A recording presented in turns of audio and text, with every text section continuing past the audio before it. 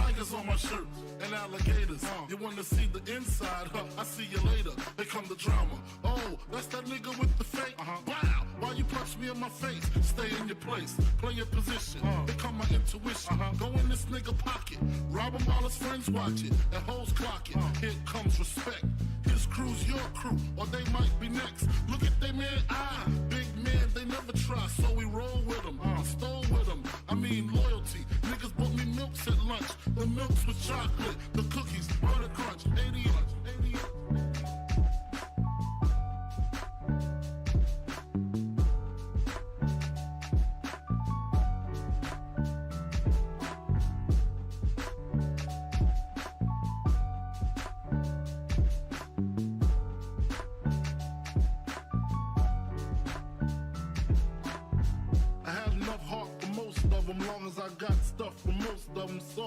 Even when I was wrong, I got my point across. They depicted me the boss. Of course, my orange box cutter make the world go round. Plus I'm fucking bitches ain't my homegirls now. Start stacking, dabbled in crack, gun packing. Nickname Medina, made the scenes, took my Ninas. From gym class to in-glass, pass off for global. The only nigga with a mobile. Can't you see like total? Getting larger in waist and taste. Ain't no telling where this felon is heading. Just in case, keep a shell at the tip of your melon. Clear the space, your brain was a terrible thing to waste.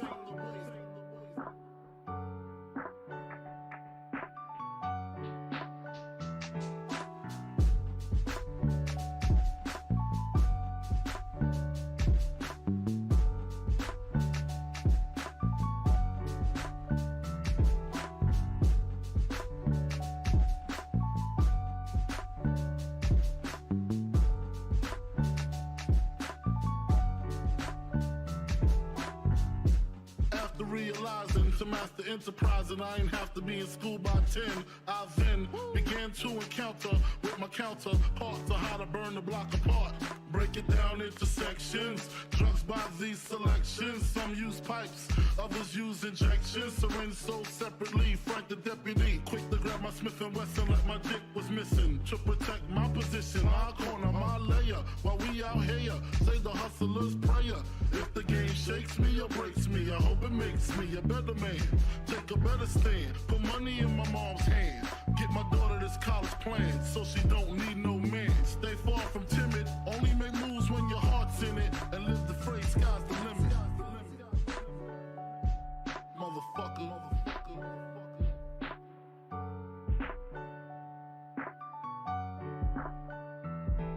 88.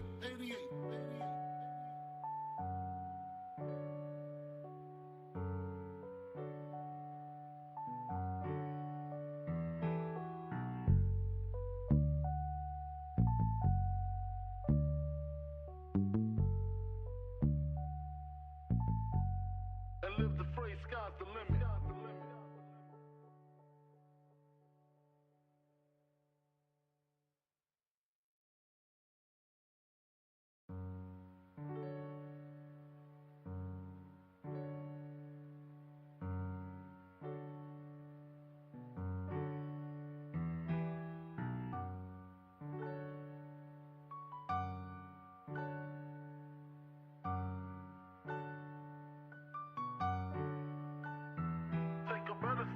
Put money in my mom's hand. Get my daughter this college plan, so she don't need no man. Stay far from timid, only make moves when your heart's in it. And live the free sky's the limit.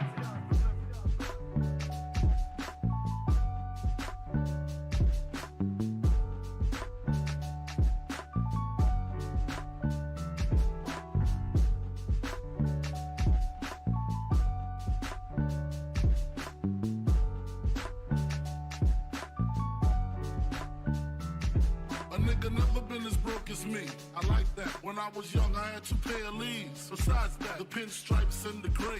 The one I wore on Mondays and Wednesdays. While niggas flirt, I'm throwing tigers on my shirt and alligators. You wanna see the inside? I see you later. Here come the drama. Oh, that's that nigga with the fake.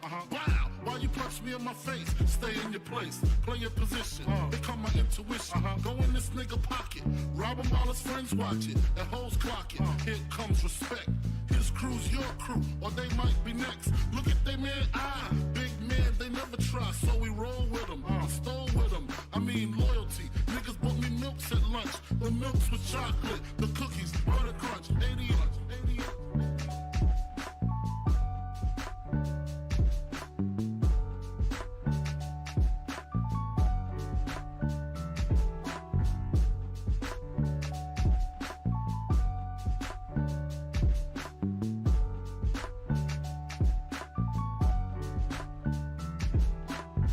I had enough heart for most of them, long as I got stuff for most of them soft.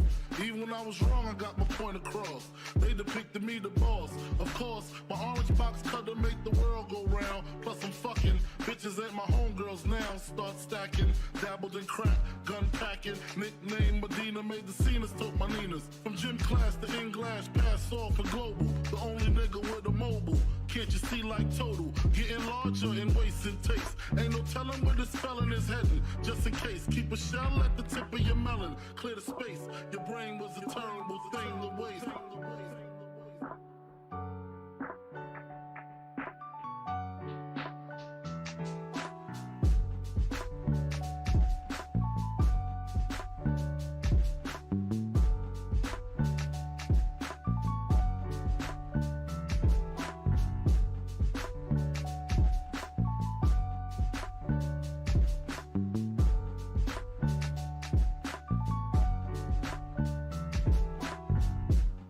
Realizing to master enterprise and I ain't have to be in school by 10.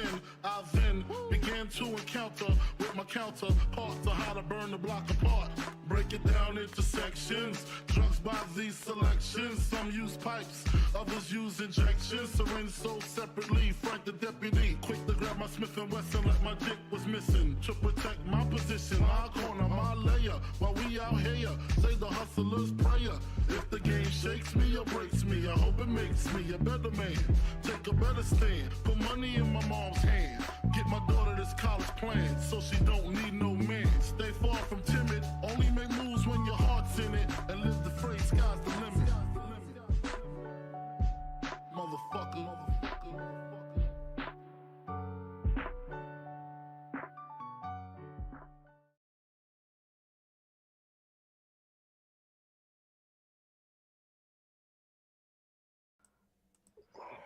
Alright, guys. What is going on? What is going on? Got Logan and Durante here. What's going on, guys? What's up, guys? Oh, man. Yeah, man. Well, heads up. Tonight, we're going to be talking about, and I think, Mainly unless there's something big that happens on Raw, which is usually never, we're going to start it out with AEW first, because I hate feeling... I'm tired of talking about Raw. Yeah, I hate feeling like we rush through AEW because we might spend a little bit too much time talking about stuff that really does not need to be talked about indefinitely, which is Monday Night Raw. So, yeah, man, so we're gonna start talking about AEW first, man, and shows like tonight are exactly why, bro. This edition of Monday Night Raw was absolutely atrocious. But we're going to be talking about that in a little bit because we are going to go over AEW Dynamite first, man. But before we get to that, if this is your first time watching, you guys do not know how this show works. Every Monday we're on here with Notorious Unscripted, and every Friday we are back here with the news, man. 4 p.m. Central, and right after Monday Night Raw for Unscripted, man. So, with that being said, if you guys did miss this past Friday's edition of the news, you can now find that on all platforms, man. WWE with another wave of releases. Malcolm Bivens, Dakota Kai, Dexter Lumis, Harland, and more have all been released from the company, and it looks like more to come. And with that, and Ember Moon opens up about her WWE run on the Chris Van Vliet show. Very good listen. If you guys have not got a chance to listen to that yet, I would go listen to that podcast as well as last Friday's edition to hear us go over our thoughts on that, man. It was a great episode, bro. You know, it's a great episode when I genuinely did not even realize, like, where we were at in terms of time. Because, you know, when we were at the end of that, I was like, damn. Like, I genuinely didn't even know we went 2.5 hours, bro. I did not know we went 2.5 hours until we got done. So I was like, geez, bro. But yes, it was a very good show. Like I said, I wasn't even looking at the time at all. I was just solely focused on just all them stories, bro. So great episode, Mm-hmm. and that is up on all platforms, man. Anchor, Spotify, Google Podcasts, Apple Podcasts. If you want to see it first, like I said, join us right here, Fridays, 4 p.m. Central for the news, man. Also, if you guys did not get your official Notorious Heels podcast merchandise, you can now find that on bonfire.com. That is in the link to the description. In the description of this video, there's the link in the description where it should be right on the top of it, man. If you guys, like I said, if you guys have not got your podcast merch yet, you can get it now. On the left, you got the Notorious Heels podcast logo, just the base logo shirt, and on the right, you have the Riddler-inspired Best Kept Secret to the IWC shirt right there, man. Like I said, that is on bonfire.com. Is in the link is in the description of this video, man, and it is also on my link tree. And if you guys follow me on all my social medias, and my handle obviously is right below me. So yeah, man. With that being said, if this is your first time watching, you guys do not know who we are here at the Notorious Heels Podcast. I am Johnny Mayhem, one half of the host of this very show, and as for the other half, I'm my man Sir K here. How's it going, man? It's going, man. It's going, and just went to work, man. Just read this email, so I'm gonna have to call the people I bought the PC from tomorrow when I'm at work, man. But other than that, bruh, I've been chilling, man. I've been chilling. Durante asked, like always, how's the family and how's everything? They're good, man. I'm good. All just chilling, man. All just chilling. But what about you, Durante? And then what about you, bro? How have you been? Yeah, man, I'm good. As Durante asked, man, I'm good. Family's good, bro. All is good with me. And what about you, man? What about you? But yeah, bro, just chilling, man. Just chilling, waiting. We got an exciting week this week. We got Dynamite, of course. Thursday morning, we got the Forbidden Door tickets go on sale. So hopefully gonna be copping those when those go on sale. And yeah, bro. Forbidden Door, and then next week got some family coming into town, bro. So it's an exciting time, if you will. And also Saturday we got Mm-hmm. Doctor Strange, so that's gonna be cool as well. Very, very excited to see that movie. But yeah, man, yeah. So hell yeah, bro. Cool. That's what's going on now. So Hell yeah. Man. AEW Dynamite. That sure does feel good to say in the beginning of the show. Hell yeah. AEW Dynamite, man. AEW Dynamite.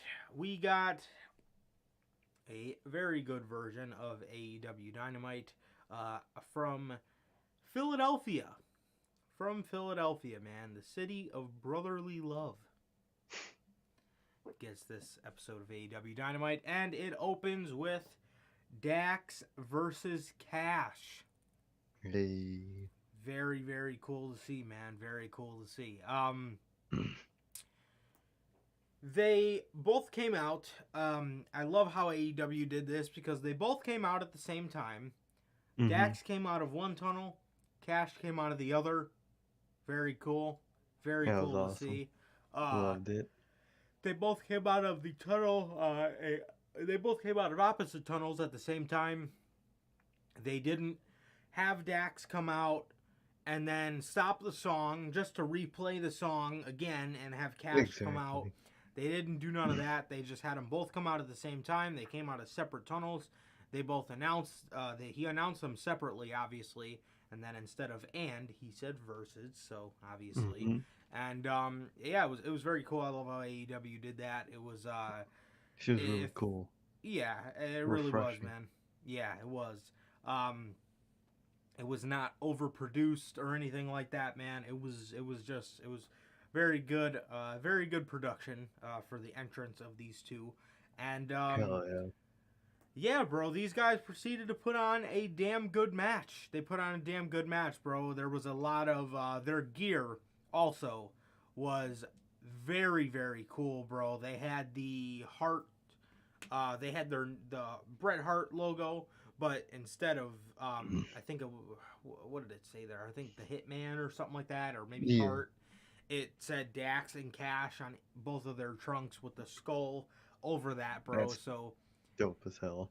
it was, bro, very reminiscent to their Takeover Toronto gear, where that was, the black and pink, the black, white, and pink, and same thing here, man. But yeah, same thing here. So pretty much a Hart Foundation or Bret Hart, Owen Hart, whatever you consider it, type gear here, and it was absolutely fantastic. I actually forgot to go over a little bit of the comments. I did see Logan said, "What did I miss on Raw?" Absolutely nothing. You missed I bet not, absolutely man. nothing, man. People Telling said you. this show was going to be better with Cody Rhodes. We were telling him, bro. We were telling him. Exactly. We were telling him, bro. All of us. This is why. It's just as irrelevant. Yes, bro. This is why we love you guys, man, and this is why we're on here, man. To chat it up with some like-minded wrestling fans, man. The people that actually aren't delusional idiots like half Literally. of the WWE fans out there. But yeah, wrestling fans in general cannot be the smartest people. But that's why we all have each other, right? Come on here and we get a refresher of wrestling fans that actually know what they're talking about with all of us, man. So yeah, 100%. How's that heel turn working out for Rhea Cringely? Durante says. Seriously, bro. Boring as Seriously. hell. Honestly. Logan says, I had a 5-page essay to write that was due at midnight. Jesus, did you get it done? Fuck that. 5 pages. How long did that take? So I skipped Raw. I'm guessing the length of Raw. I'm guessing 3 hours. Durante Yeah, says I would have read it. JD was sleeping in the intro. Bro, I don't blame him. My Shit. God, bro. I mean, you guys see it every Monday, man. Every Monday, you could probably go back and watch every single Unscripted. In the first 5 minutes of us being on camera, I yawn at least once, just 100%. because of the show, you know. I just did a couple minutes ago, bro, and we've been live for 17 minutes. I gotta know, bro. Like, Yeah, it's there it just is. tired.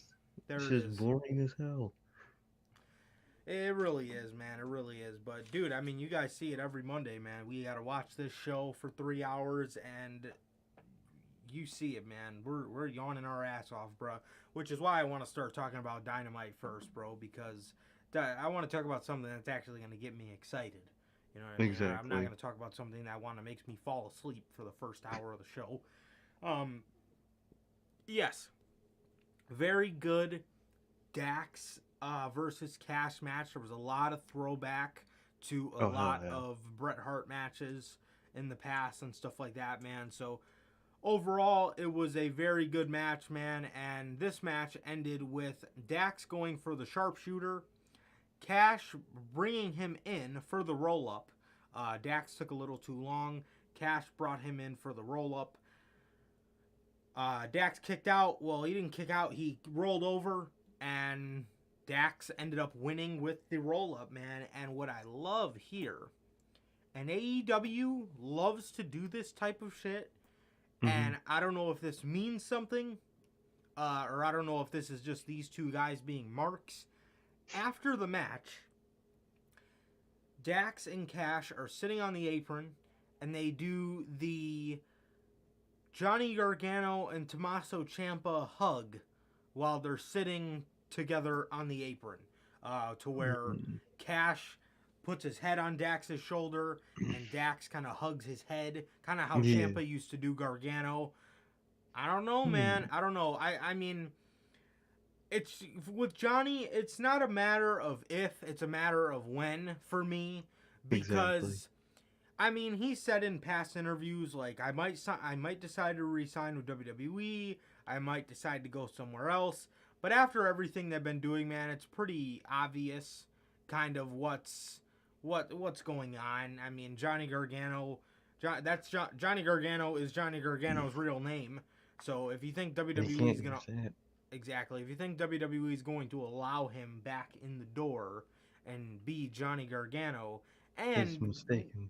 Exactly. And with any of that be anything reminiscent of what we've seen in NXT, he would be sadly mistaken there. So I genuinely only see one spot for Johnny Gargano to end up, and it's gonna be fantastic, bro. I don't know. I don't know if that was a direct tease or I don't know if that was just them being marks because one of their best matches obviously was there. But I don't know, Who man. knows, man?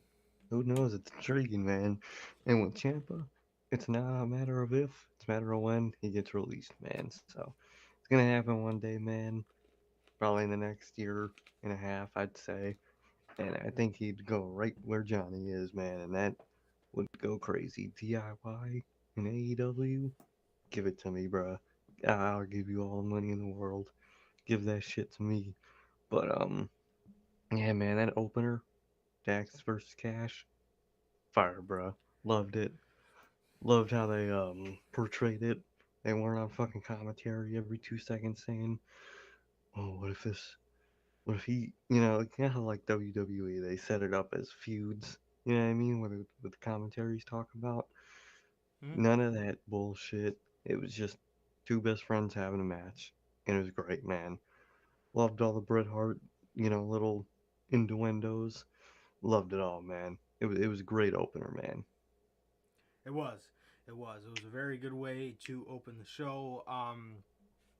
It was a very good way to open the show, and I love how they've been putting it over as, uh, you know, obviously that like you were just saying, they were more so putting this over as these two guys having friendly competition, trying to put on a classic match that would make Owen proud instead of commentary trying to almost pit these two against each other. Yeah. I mean, there were points in this match where they did ramp it up a little to add a little legitimacy to the match, and I remember there was a spot where Cash gave Dax a pile driver, and Punk was like just playing up how much it meant Yeah. to one of these guys to advance. Be so much so that he would try to put neck damage on his tag team partner, but they were more so leaning on the fact of these guys trying to advance in the tournament than these two guys turning on each other or having Yeah, some kind of exactly. hatred for each other. They were leaning more to the side of these guys just trying to advance in the tournament for Owen Hart. So, Hell yeah, man. yeah. They also, I love this line that CM Punk had mentioned in the beginning of the show as well. He says, the guys in the back were falling over each other trying to get a qualification match in this tournament. So Hell I love how he said that just to play up even more. yeah. How important it is. Hell Absolutely. yeah, man. Yeah, man. But after this match, after these guys leave, CM Punk walks down the ramp with a microphone in his hand. And earlier in the day, AEW had officially announced the main event for Double or Nothing: CM Punk versus Adam Hangman Page. And you know what I Man. love more than anything out of that main event? Hmm. The unpredictability factor in it. Yeah. How many Anything. times do you watch a WWE pay-per-view where the main event is the most predictable thing ever? I mean, what was Roman Reigns. WrestleMania's main event? Roman and fucking Brock. And how We predictable was that? we guessed it a year before it happened. Seriously. Seriously, bro. I Like, mean, what is that, bro? You like, know, but with this, it's real possibility. Punk could win. Real possibility. Hangman could retain. I could see both. People would be happy with either. It's a win-win, man. This is what I like to see. yeah. Yeah, absolutely. Absolutely, man. Yeah, it is a very very unpredictable match, and that is one of the things that I love most about this match here is just the unpredictability factor, man. I mean, when is Double or Nothing? May 29th. So, in about 27 days, we are going to see this match, and it is unpredictable as hell, bro. And Mm-hmm. literally anybody could walk out of this match the AEW champ. And that's the Exactly. thing I love about Hangman as champion is I know people criticize him a lot for his storylines, and although his storylines themselves haven't been the best, they even though I thought the Adam Cole one was solid, they some of his other storylines haven't been the best. You cannot deny at all that his match quality has been far superior from the likes of a Roman Reigns per Exactly. se. They have been far more 10 superior. times more intriguing and just overall better. Yeah, I mean, we were saying this 3 weeks after he won the title when he faced Danielson. Yep. It was extremely unpredictable because there was a chance, and there was many points in that hour-long draw. There were many points in that match that we were thinking that Danielson could have possibly put him away, and Mm-hmm. I mean the stuff with Lance Archer that can only go one way. I'll give you guys that one. That was predictable, but that's because that's just That's Lance not even Archer because of we're talking Hangman. about. It's just Yeah. fucking Hangman. I mean, it's just Um. fucking Lance. Lance loser. Yeah, and Adam Cole even they could have possibly put the title on Adam Cole at Revolution. It could have. They could have, not for any reason in particular other than just kind of trying to justify Adam Cole in AEW because the criticism for him has been Mm-hmm. pretty On the bad higher side. from some people. A lot of people like to say that he's had a horrible run or whatever, but the one thing I do like about Tony Khan is he definitely can tell reasonable versus unreasonable criticism. And unreasonable criticism is people wanting Adam Cole to walk in the door and be champion his first day. And if it's not Exactly. that, it's I mean I understand. I mean, I do get, some of his stuff with Orange Cassidy was Oh, bad, but when he had first came into the company and he was kind of just doing stuff to kind of get his feet wet, and everybody was criticizing him from that. I mean, it was wrong on Tony Khan to put him in a feud with Orange Cassidy, but that's besides the point. But ever since he's got out of that feud, he's been booked solid. exactly. He's Exactly, not. man. Yeah, he's not world champion yet. He definitely will be, but it's been solid and it's been a lot better. And that criticism from people after the Orange Cassidy feud was definitely reasonable, but people still criticizing him to this day is a little unreasonable, man. I mean, That's he's going to get there extra shit. eventually. Exactly. But yes, this is what I love about this. This is what I absolutely love about this main event, man. It is going to be an unpredictable ass fight, and I guarantee you is going to be fantastic, man. I can guarantee you that. CM Punk versus the Hangman at Double or Nothing, bro. It's gonna be pretty dope, bro. It's gonna be pretty dope. Yeah, so CM Punk does a quick promo. He was doing this promo while walking around the ring, so it was very quick.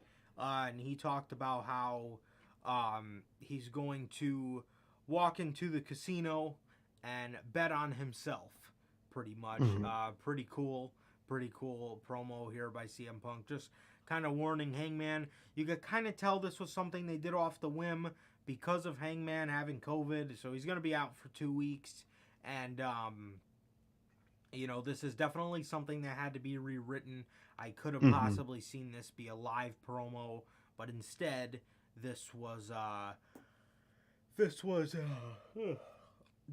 quick thing. And yeah, it definitely had to be rewritten, but they definitely made the best out of the situation, man. And it was good for what it was. Short and sweet. Definitely, man. Definitely. Hell yeah. Did the best with what they could do.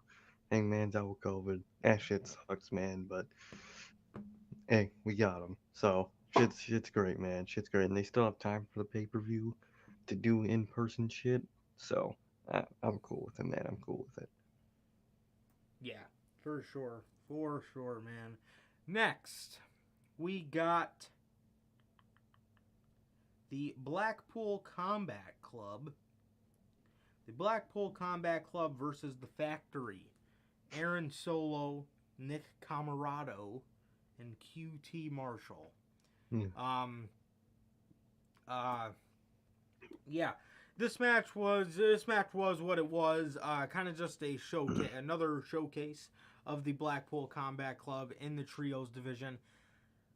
However, Mhm. my only thing about this, and this has to do with not this isn't a thing on the Blackpool Combat Club, but No.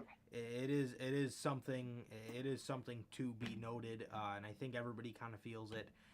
It would make a lot more sense for these random ass trios matches to be happening if we had trios titles. Exactly. Yeah, Because I mean, we've seen this like the past 3 weeks with the Blackpool Combat Club, and I understand this is more than likely just to kind of boost all these three guys' chemistries of working trios matches together. But but these matches can't keep happening, and it's not just with them, but it's with all the trios, really. These kind they of need a matches, reason. exactly, these matches can't keep happening if they don't have a reason for these matches to happen. And Exactly. that is, obviously we all know what that is. That is the trios championships. We need trios championships. I understand you No, want to wait for Kenny, but no need to, bro. yeah, Love I Kenny. mean, But if it's gotta happen now, it's gotta happen now, and they gotta happen pretty soon, man. Pretty they soon. do, they do. It's you know what? I don't know. I don't know what you. I don't know where you want this group to go. And like I said, again, it's not just them, it's pretty much every trio and group in AEW. I don't understand where you want these groups to go if they have nothing to fight for. Exactly. It's they need purpose. They need a reason to having these random trios matches other than just having the match to have it. Um, Literally. but regardless, the group is coming along well, and they obviously picked up the easy victory against the Factory. They did their Oh, triple stomps and elbows or whatever they do, and Wheeler Yuta hit a odd pin against Nick Camarado to get them the victory. But it was he like had him in a backslide and then like rolled him over, and he was like he had his shoulders pointed to the mat with his feet up in the air. But it was a odd but cool technical pin from Wheeler hell Yuta, yeah. and it got his group the victory, man. So yeah, another win from the Blackpool Combat Club as these guys ascend through the trios rank that never was, and here in AEW, man. So Exactly. And yeah, now that they have fucking William Regal, man, he's the perfect person to, kind of on screen wise get these trios titles going. He's the type of guy that would want the creation of these titles. He he could say on TV he wants a reason for the Blackpool Combat Club to work as a trio. He wants a goal to set for them as a group, and trios titles are the perfect thing that he could be mainly the on-screen creator of, not creator, but the one yeah, that like the one gets to it push the going. needle. Yep, Exactly. Regal's perfect for that. That's how he they is. got to do it, man. Yeah, Because they need these things. It'll organize the roster so much, man. it It would. could literally, man. Literally, it would make so much more sense. Tag teams, they go for the tag team titles. Trios, go for the trios. Yes. Simplifies things so much, man. They need these things. They need them yesterday, man. So they kind of got to hurry up with these. Absolutely, bro. Absolutely. Yeah, they just need him, man. They really do. Like you said, it needs to organize the rosters more. And you know, it would even work better for a group like the House of Black. Exactly. And a group like the Blackpool Combat Club, even, or Eddie Kingston and LAX, because there's, or a group like the Undisputed Era. I mean, if you Hmm. think about it, like you have Red Dragon and you have Adam Cole. You have Bobby Fish, Kyle O'Reilly. They're the tag team. You have Adam Cole, who's obviously the singles guy. So let's say Adam Cole wants to go for the world title. He goes for the world championship, holds it for 6 months. Red Dragon wins the tag titles. They hold them for a 6 month period or whatever. They lose those belts.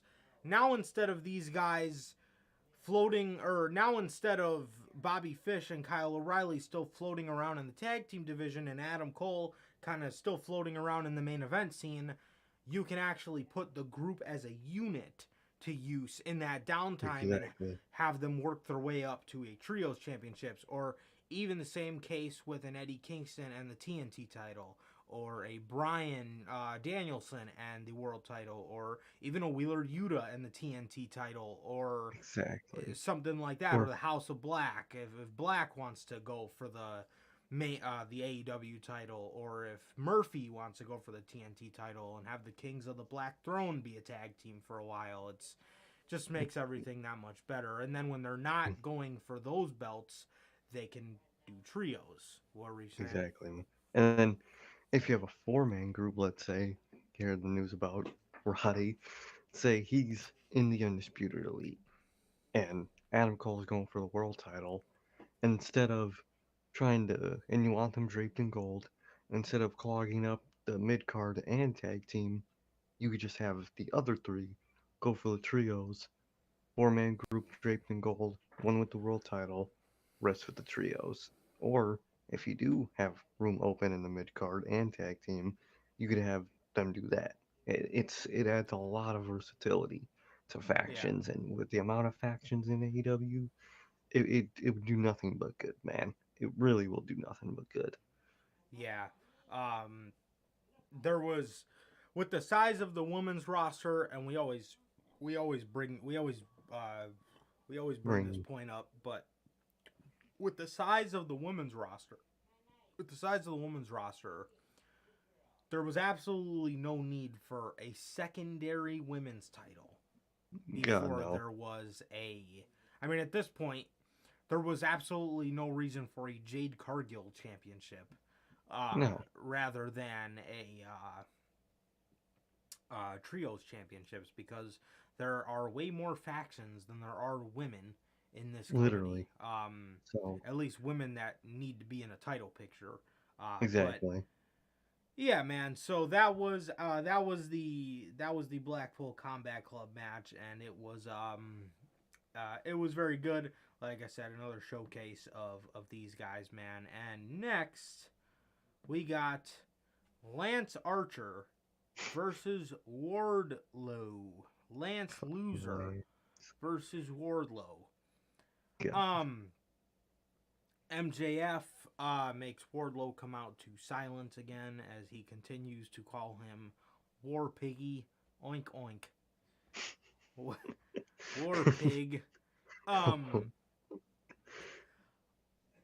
I I wonder if, and I told this to you the other day, I wonder if the reason, I wonder where the term War Pig came from, other than the only thing I could possibly think of, which you obviously brought up to me, was him using War Pigs by Black Sabbath. mm-hmm. But like, if the plan isn't for him to use that, I wonder where and why they came up with that nickname for him. It's kind of Let me look funny, it up. and I like it because it's humiliating, and Yeah, that's kind of the whole point of the storyline. is MJF just being a dick to Wardlow and trying to humiliate him. But yeah, I wonder. I'm gonna look up urban. I'm gonna look up the Urban Dictionary definition. Yeah, See but if there's other than anything to him that. coming out to War Pigs by Black Sabbath, man, I would War be very Pigs? interested. Mm-hmm. No, it really just talks about the song. So, or a really ugly girl. But I don't think that applies to Wardlow. A fat chick with a mustache. Again, I don't think that applies to Wardlow. So, yeah, I think, oh my god, holy shit. This shit is fucked up. Oh my god. But yeah, Dead. they use some fucked up analogies. Holy shit. But, yeah, it's gotta be the song, man. I really don't see what else it could be. Especially with Yeah, how much they tease that type of shit. It's yeah, gotta be. yeah, absolutely.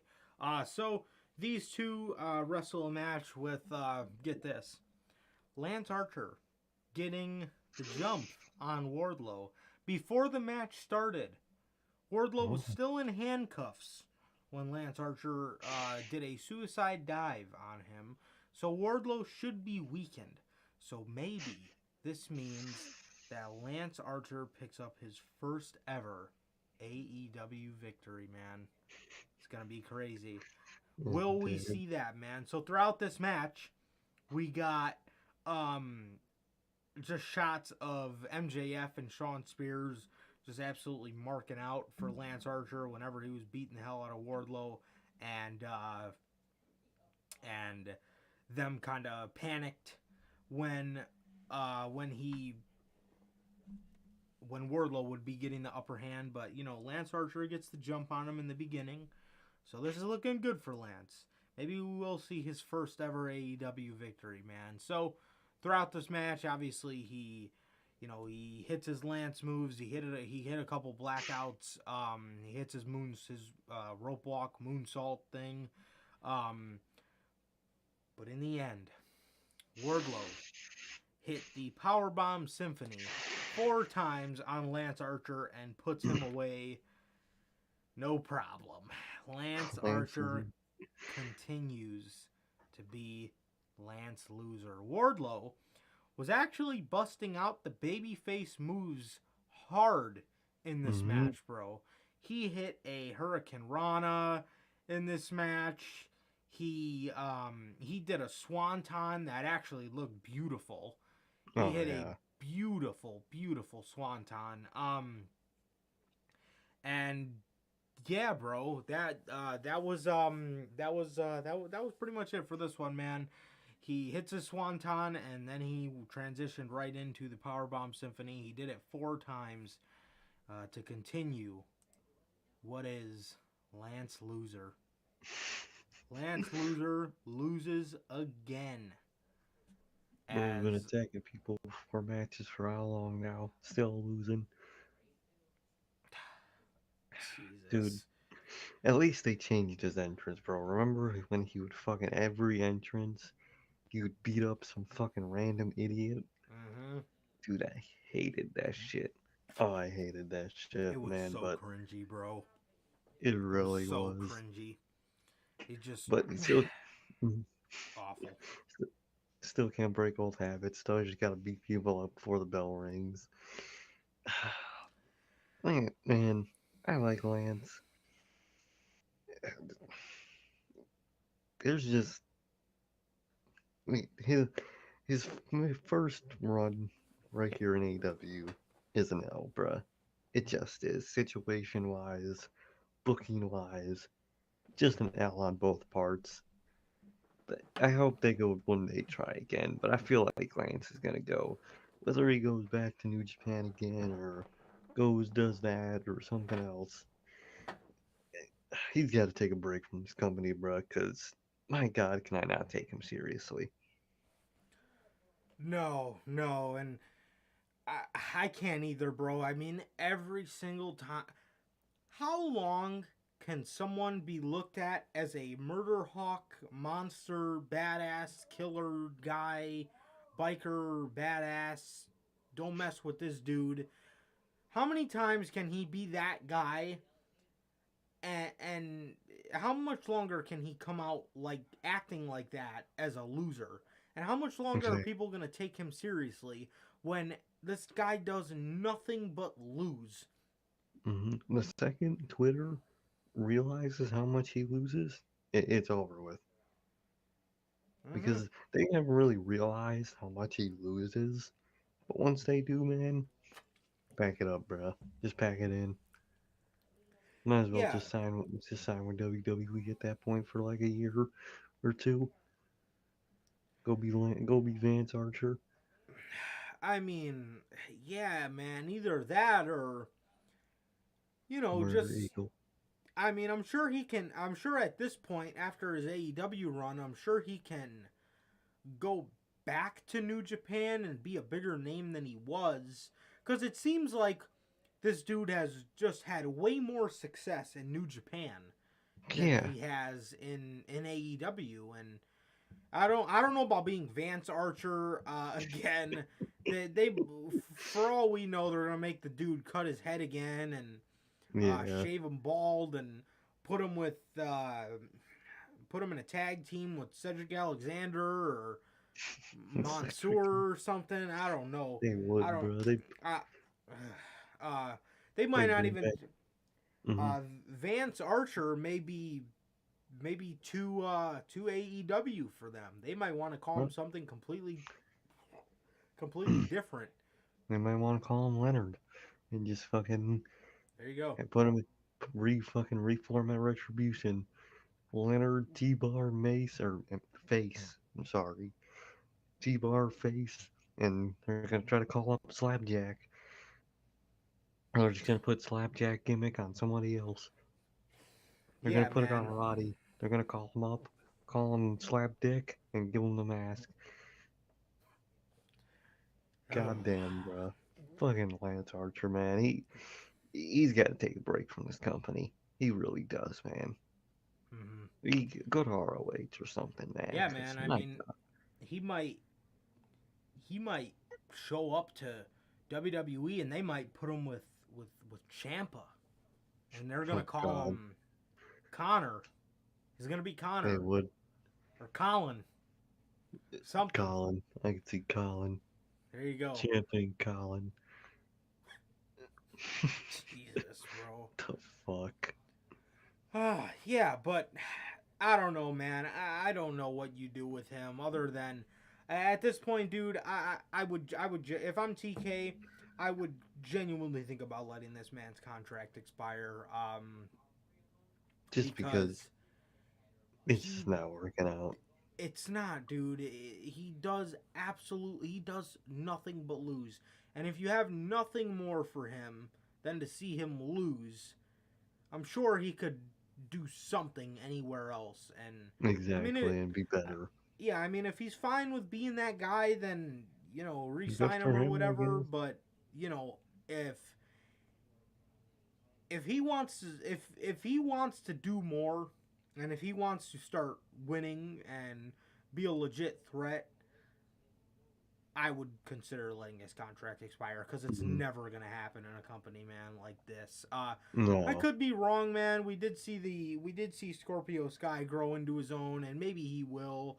But as of right now, man, I would seriously look in if this dude isn't gonna join the cult of Wyndham, bro.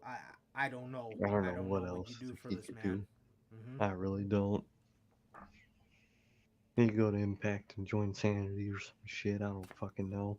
Or I whatever mean, Sanity's called. violent by design. Lord. Fucking kill me. He could replace W. Morrissey. He could. Or he could go to CYN. You never know. They are Oh, doing the $1 billion super show, so even better, bro. he could be a How could star I when it really forget? matters. CYN. Yeah, and he's gonna be on the biggest TV network there is. We Mm-hmm. don't know what TV TV deal network is that imminent. is, but it is imminent. It's It's coming. imminent, man. It's coming. It's You imminent. know? TV deal imminent. Yeah, they're Put it gonna be on a on shirt. cable every week. CYN.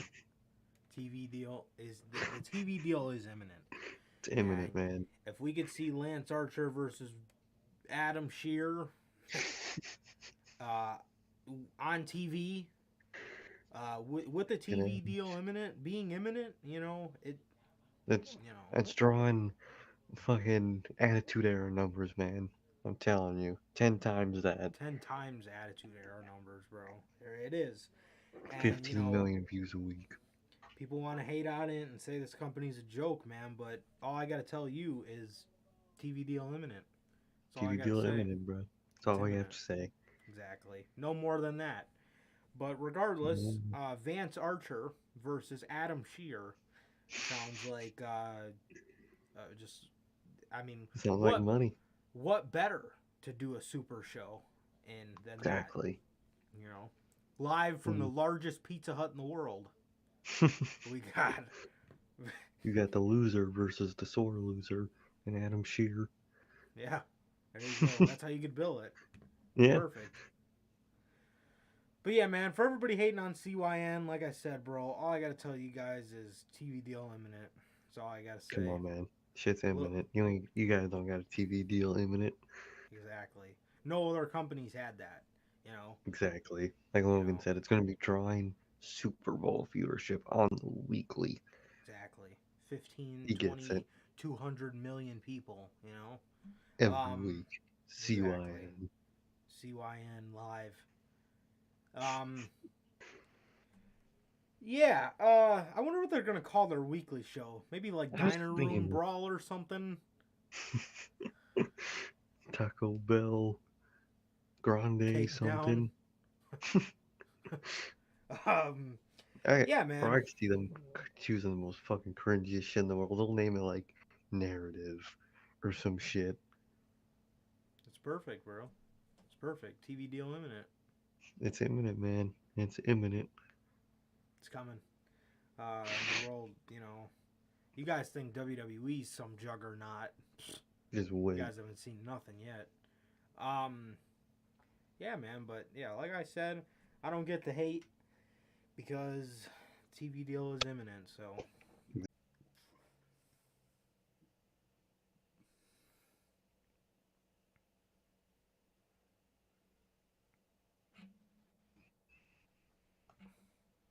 Oh, I think I heard you again. Oh, there we go.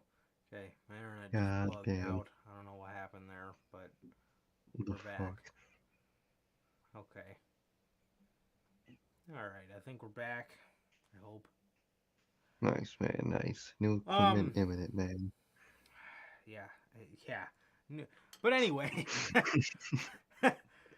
what I was saying was, okay, I think we're good. Somebody type in I chat think we're... just to make, it says my chat is successfully connected, but we'll see. But back to what I was saying. Yeah, man, AEW, when they first got started, they said, we're going to be on TV. We got our TV show coming. But the TV deal wasn't imminent. You know what I mean? So, that's what separates these two companies, man. And, just like us, man, new equipment imminent. It's imminent. It's imminent, man. It's coming. All right? Guaranteed, man. Telling you, imminent. Yep, TV deal imminent, bro. We've not heard a peep about this TV deal, but it is imminent. Never heard of Pete for like 2 months now, but shit's imminent. Yeah. So, yeah, man. I mean, whoever wants to put a bunch of trouble-filled racists on their TV show, it's imminent. They're gonna be on the fucking Netflix $10 480p deal. That's the fuck they got. They come with the fucking 480p Netflix subscription. Possibly, bro. Possibly. Possibly, man. I could totally see that happening.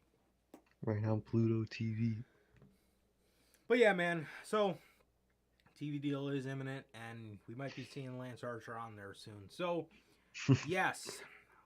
MJF, after this, or maybe not directly after this, but sometime later in the show, talked about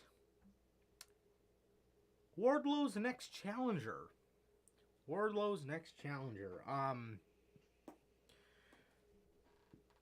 He's talking about somebody he has in mind. He picks up his cell phone and he says, "Hey, big man, How would you like to make 6 figures for one match? He says, I'll see you Wednesday. Hangs up the phone and he says, your next challenger is bigger than you, taller than you, he's smarter than you, and you can't teach that. Shit's dope, man. Took me a fucking second. Hey, I haven't heard that fucking saying in so long. It took me a solid 20 seconds to think about who the fuck that was. I realized, I was like, oh shit. That's dope, man. That's dope. No, it's not dope. It's Okay. W. Morrissey. Look, man, it's W. You know what? We're just gonna call him Kaz. All right, that's Yeah, his it's real XL. name. Yep, Kaz XL, extra large. W. Morrissey. What the fuck he named himself that? And you know what, man? He's a I'm W, an X, man. I'm an XL, and there's no way Kaz can fit it in my shirts, bro. So he's probably No, like Kaz 2XL or something like that. Maybe Kaz he's 3XL. he's fucking Kaz. Fucking what is that one online store called? It's like all the tall people. It's like big and tall. The big I and think it's one tall, of yeah. There you yeah, go. Kaz big and tall. That's what, cause that's the fuck that's what his ass wears. He ain't wearing no damn XL. The fuck out of here. That tight ass shirt. Mm. So, What? Kaz, he's gonna be on Dynamite next week, man. And did you know that that new blonde interviewer they have? Yeah. So that's his girlfriend. That's DDP's Oh. stepdaughter. Oh shit. He's dating EDP's daughter. I mean Yeah. DDP. Fuck. What'd you say, EVP? It's a EDP. Fuck, man. Cody's? Cody's. Fuck. I Oh, don't that's know, dope. I man. didn't know he was dating her daughter. I didn't even know that was his daughter. I don't think he goes to that age market, but yes, that is his Like, stepdaughter. oh, I got you. Yeah, that's his stepdaughter, and that is Big Cass's girlfriend. Oh, that's So dope. a lot of people are upset. They don't want to see Enzo. Don't know why. They don't want to see W Morrissey. You know, Enzo, NZO. so I personally have always wanted to see those guys in AEW.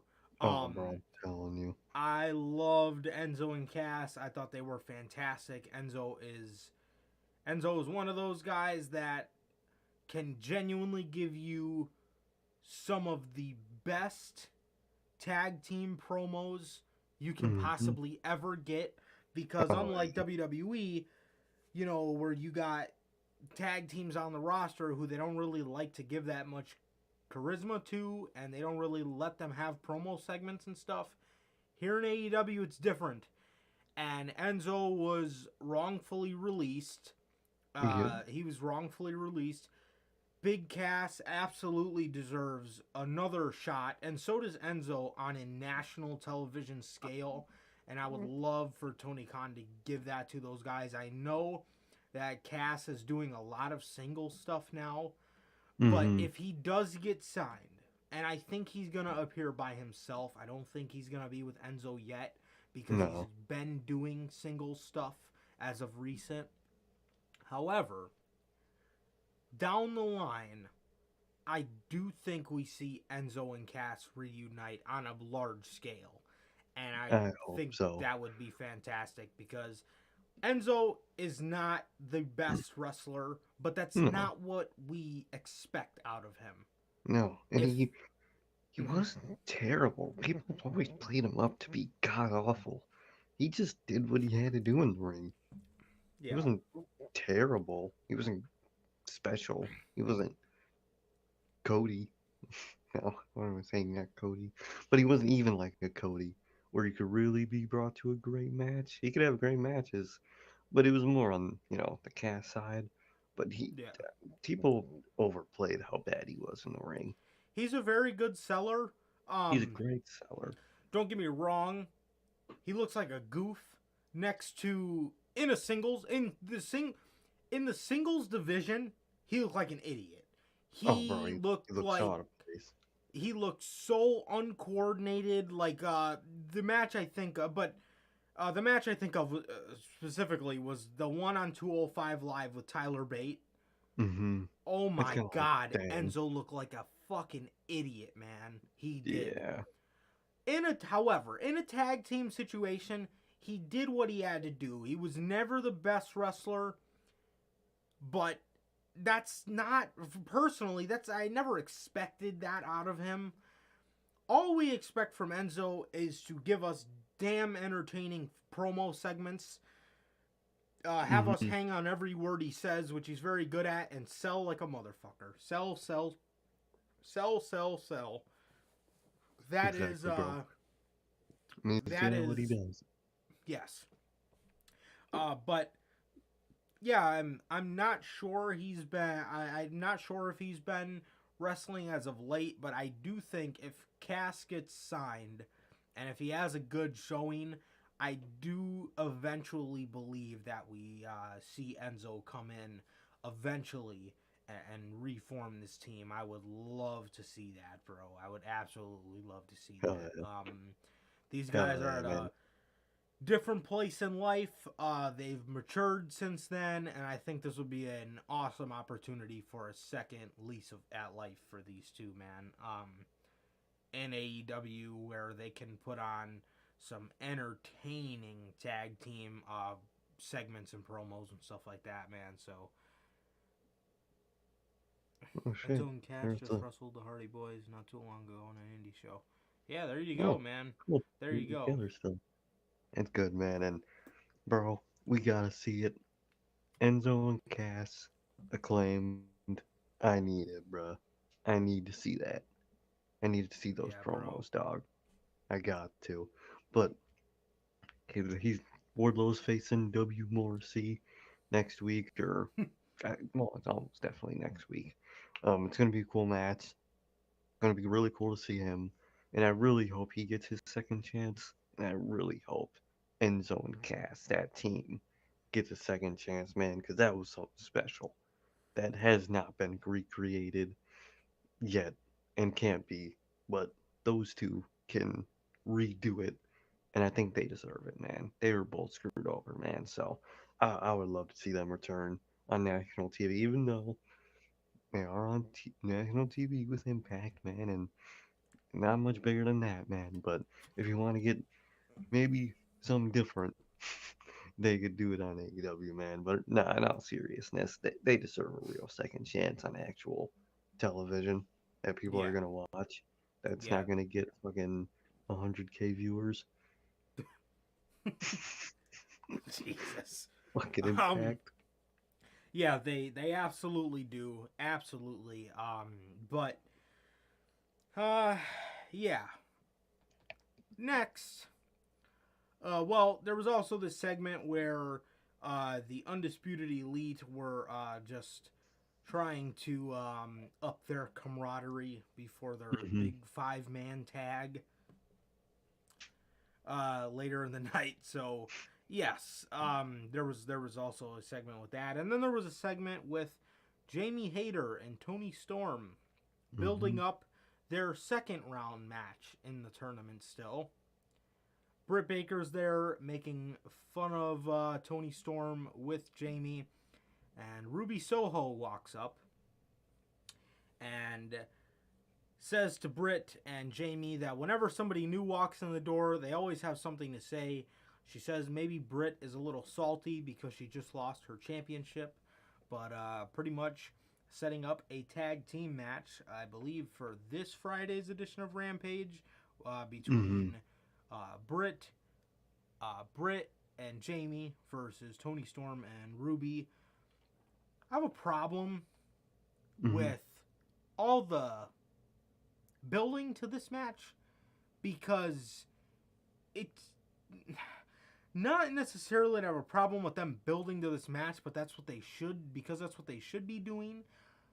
But dude, we don't even know the rest of the women in this tournament. Like, I think there's only 4 women, I think, out of 8. To be truthful, I don't, if there is any more than these 4, I have no idea about them. It's Shida, Yeah. Velvet, Tony, and Jamie. I think. I think that's all. We know. But man, I mean, where are the qualifying matches to this? Like, Literally, bro. Where? We gotta see it. you know what I mean? And it's like, I don't have a problem with them building to this match, because that's what they should be doing. But it's a matter of, and also, if you just plan, Britt qualified as well. Oh yeah, she did. Jamie and Tony, these 2 women, why is this going to be the first round match? I feel like if you don't have any other big name women to put in this tournament, you should save this for the conference finals almost. Exactly. Or the semifinals. Talking about conference finals. Yeah, the semifinals. Because, like I said, man, why are you pushing this match so much and so hard, but the rest of the tournament is undecided. You know what I mean? And it's like they haven't even been really putting a focus on the people in it. You know what I mean? No, not at all. Yeah, man, and it's I don't know. It's quite ridiculous, man. It's quite ridiculous. I don't know why this match is such a big priority, and everybody. Didn't Ruby qualify as well? Oh, I think she did. Okay, so that's 6. Damn. So you need 2 more. But yeah, man, I just want to see more qualifying matches, and I want to see more of a focus on something except for Jamie Hayter and Toni Storm. But exactly, we need more. Yeah, man. But who would you say wins this whole tournament? Who would you have win it? I don't know, man. I really don't. Ruby, if off the top of my head, that's the person I think. But I would have to see who's really in it, because we don't even know who's really in it yet. Exactly. But off the top of my head, I would just say Ruby. But it's not established enough to actually get an answer out of me yet, which is not a good thing. But what about you? I would say, I was gonna say Ruby as well. Yeah. I would give it to Ruby and have Ruby Soho versus Thunder Rosa take place at All Out, and I would have Ruby win it. Yeah. So, yeah, man. You just gotta be putting a little more. Like, the men's one feels prestigious as shit already. Exactly. You know what? It feels important. We're always getting an announcement of another qualifying match. Like, and they're usually always really good matches. Like tonight on this Dynamite, we got on Friday Swerve Strickland versus Darby Allin. Like, sign me the fuck up. That sounds awesome. And they announced the next one, and it's heat. Mm-hmm. On Rampage, they announced Bobby Fish versus Jeff Hardy. Did they announce another one after that? Yeah, they announced the next.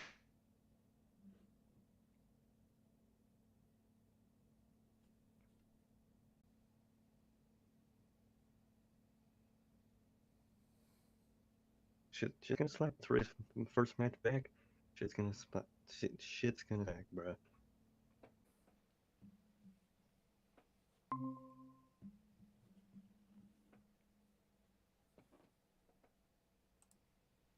Oh, I think you're back.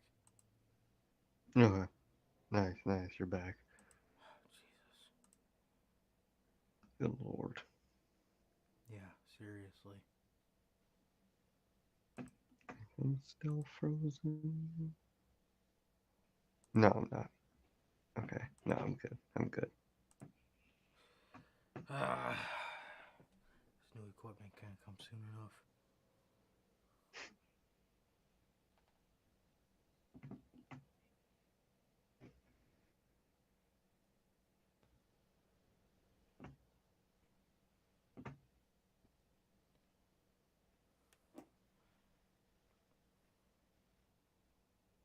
All right. Yes, I think we're good. I think we're all good now. Okay. So, what were you saying? What is the new match? Dante Martin and Ray Phoenix is the next qualifying match Oh, that they announced. nice. Ray's first match back. It's that qualifying match, and that shit sounds heat, bro. They just So, continue with cool matches. right, man. We have Dax, Joe, O'Reilly, Adam Cole, Darby Allin,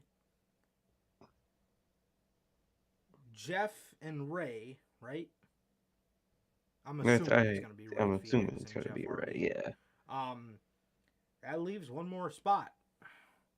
shit's And I could interesting. possibly see that being Some Johnny type of it. Gargano. I could, and just imagine all those matches that we're gonna get with the people who already qualified. We're probably gonna get an Adam Cole and Kyle O'Reilly match just because of their history. I could see that being a match. We could get Ray Phoenix and Jeff Hardy. That shit's nuts. Or Ray Phoenix and who else is in it? Or I mean Jeff and who else is in it? Dax or Samoa Joe. He's got history with Samoa Joe. So does Adam Cole. Exactly. Yep. There's so many Darby Allin and possibilities. Jeff Hardy. I could see that being the match. I could see that.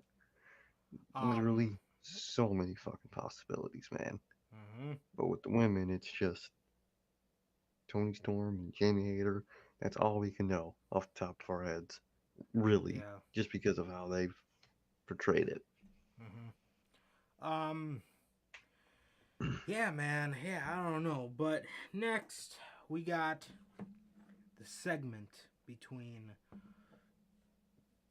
the Jericho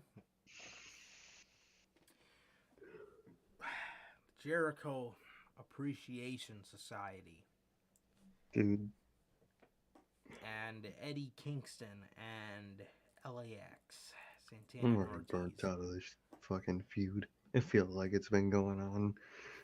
Nothing feels different from Inner Circle versus whoever the fuck they were facing. Nothing at all. Nothing feels different. I'm tired of Jericho, man. Bro, Eddie Kingston has Eddie Kingston and LAX come out. They have this whole chairs and tables thing set up. I believe they said this was a no contact thing. I think. Yeah, I believe they said this was a no contact thing, and I thought you were frozen. You were just thinking about No, the Jericho Appreciation Society. literally, bruh. Shit boring as hell, bruh. I got my dream on faced up in this bitch. um, Oh, yeah. Lord. So, yeah. So Jericho or Eddie Kingston and LAX come out and they agree. I think they said they agreed to no contact thing, but you got like I said, all these guys in the ring. Eddie Kingston, for whatever reason, starts throwing around the tables and the chairs, and this is where things just look awful on television. I've been waiting to nitpick about this shit for a whole fucking 5 days. Bro, this segment literally consisted of all of these guys trying to walk around, tripping over chairs the whole time. Microphones are getting knocked out. Jericho needed the microphone. Then you got Jeff Parker walking around the ring, tripping over a bunch of chairs again, trying to get a microphone. He's got to walk all the way around. He's, walking around onto the side of the ring that LAX is standing on. He's picking up Jericho's mic. Everybody's So tripping over gruesome. chairs. Fucking the table's laying down in the middle of the ring, bro. Like, what is going on? Why would you add all these props? You knew, Literally, bro, you knew Eddie Kingston wasn't gonna sit there and sit down and have a promo. You know Eddie Kingston. exactly. He's not gonna sit down and cut a promo. Eddie Kingston's gonna stand up, look you in your fucking eyeballs, and cut a damn good promo on you. Exactly. But this looked so incredibly sloppy. It was just, oh my god, man. It was, oh god. This shit.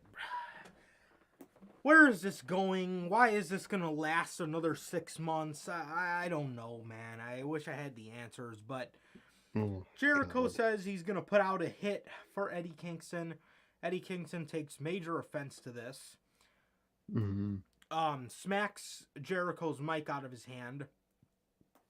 And he says to Jericho, he gets in his face and he says, where I come from, a hit means you better put somebody in the ground. You better be ready to lay me on my back. And if you're not ready to do that, OBS gives out. That's what happens. Oh, never mind. We're back. Okay. He says if you're not ready to do that, then you don't need to be saying you're going to put a hit out on anybody. Jericho grabs his mic, says a little bit more stuff, and he sits down he sits down in one of these chairs that Jeff Parker picks up for him, and it's like off to just like the side of the ring. Literally, it's terrible. It's like sloppy as hell. Bro, it was so sloppy, and it looked so awkward. Like I said, Eddie Kingston's trying to cut his fucking promo. He's tripping over chairs. Hager and Garcia and Santana and Ortiz are trying to look all intimidating, and they're tripping over fucking chairs in the background. What was funny was seeing Matt Lee's face behind. So it's Kingston and Jericho, and right in the middle of them is Matt Lee, and just his faces, just while he's looking at these two and chewing his gum.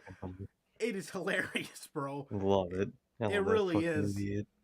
Oh god, I love him, bro. I love him. I truly wish 2.0 was not stuck doing this. I'm telling you, man. But yes, Matt Lee's facial expressions here were absolutely hilarious, bro. And yeah, Jericho sits down. This was the only part that was good. Was Eddie Kingston again gets in his face and basically says, if you want to put a hit out for me, you better be ready to kill me, pretty much. And this is the part I love. When he backs up, the look on his face was priceless, bro. His eyeballs were so big, and he just looked so terrified. He looked so terrified after Eddie Kingston had told him that, because that is not at all what Chris Jericho meant when he said he was gonna put a hit on him. No, and exactly. when Kingston, bruh, if this group had done anything right up until this point, it's that facial expression from Chris Jericho after that promo. Granted, it was sloppy as hell, and it was just a very awkward segment. I don't want to say it was bad, because the point of it I understand, but the way it was executed with all those props and just everyone tripping over chairs, it looked like a fucking circus act was going on. People need to grab mics and shit because they didn't give them enough mics to start the segment. Seriously, man. when Kingston was yelling over fucking Jericho, I swear to God, I thought he was about to trip onto his ass. He just fall onto him. It was so goddamn sloppy, So bruh. bad. It was so bad. It was almost funny, bro. Exactly. Yeah, I'm watching it, just laughing because I'm looking at Ugh. Matt Lee. Behind Matt Lee, okay. So I'm looking at Kingston and Jericho talk over each other. Behind them, I'm looking at Matt Lee make these dumbass faces. Behind him, I'm watching Jeff Parker walk around the ring trying to grab a mic because Kingston knocked Jericho's mic out of his hand. And behind them, I'm looking at Garcia and Hager try to Just look intimidating to Santana and Ortiz. And both of these guys are tripping over tables and chairs. It was so bad, bro. it was a hot mess, bruh. It was, dude. But I'll tell you right now, if the group did anything good, it was Jericho's fucking face, bro. Like that shit was golden, bro. Just the fucking look on his face. He just looked Bruh. so damn terrified after Eddie Kingston told him that, bro. It was hilarious, bro. It was hilarious, man. It was yeah, it was hilarious. It really was. But other than Oh, that, yeah. the segment itself was just a hot fucking mess, bro. Sloppy as hell. They fucked up, bro. They gotta learn. I hope that was a lesson. Yeah. I really, really hope so. I really do. Yeah, so that was that. After this, we got the street fight between Hikaru Shida and Serena Deeb. The crowd was not into this at all. They were not No. into this at all. However, the action itself was very good, and I did enjoy this match. The crowd was just not into it. They were It dead as just, hell. yeah, I don't know if they were exhausted from fucking laughing at the segment that happened before it, as I was, but I don't know what it was, man. I thought the match was okay. I'm not sure why the crowd was so dead, but the crowd, it just seemed like it just came down for this match, Oh, man. yeah. They really did. In the end, it was Serena Deeb that ended up winning the match. It was Serena Deeb that ended up winning the match, man, and it looks like she is going to be the next challenger for Thunder Rosa. So Thunder Rosa actually getting some viable, built-up challengers here. Exactly. So, Been nice to see it. yeah, what a concept. What a concept that is, man. Yeah, man. But as for the match itself, like I said, the crowd was dead as hell. But I'm not exactly sure. Why. I'm not exactly sure why, man. It was. I thought the action was solid, and the right winner won, man. So. Oh, yeah, man. Nice. Hell yeah. I can't lie to you, man. Every time, of course, she does on screen, I kind of just tune myself out. Yeah. Can't lie, man. But from what I saw, pretty cool match, and the right person won. Absolutely, bro. Absolutely. Next, we hear from the House of Black. Maybe.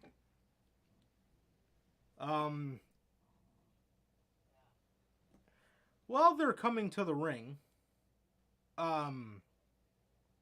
there is a figure in a black cloak in the ring wearing Alex Oberhante's cloak.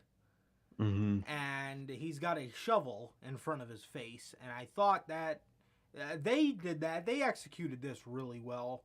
I was like, Because I thought that was his ass. yeah. And, I really we did. hear him on the mic talking, and he says, this is also a good thing they're doing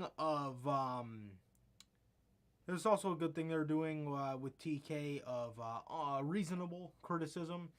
Alex Oberhante has tried to justify a good reason as to why he was dressing the way he was, trying to make storyline sense, but either way, it was fucking trash. I don't care what kind of storyline sense it makes. That has got to be, he is one of the worst professional wrestling managers I have ever seen.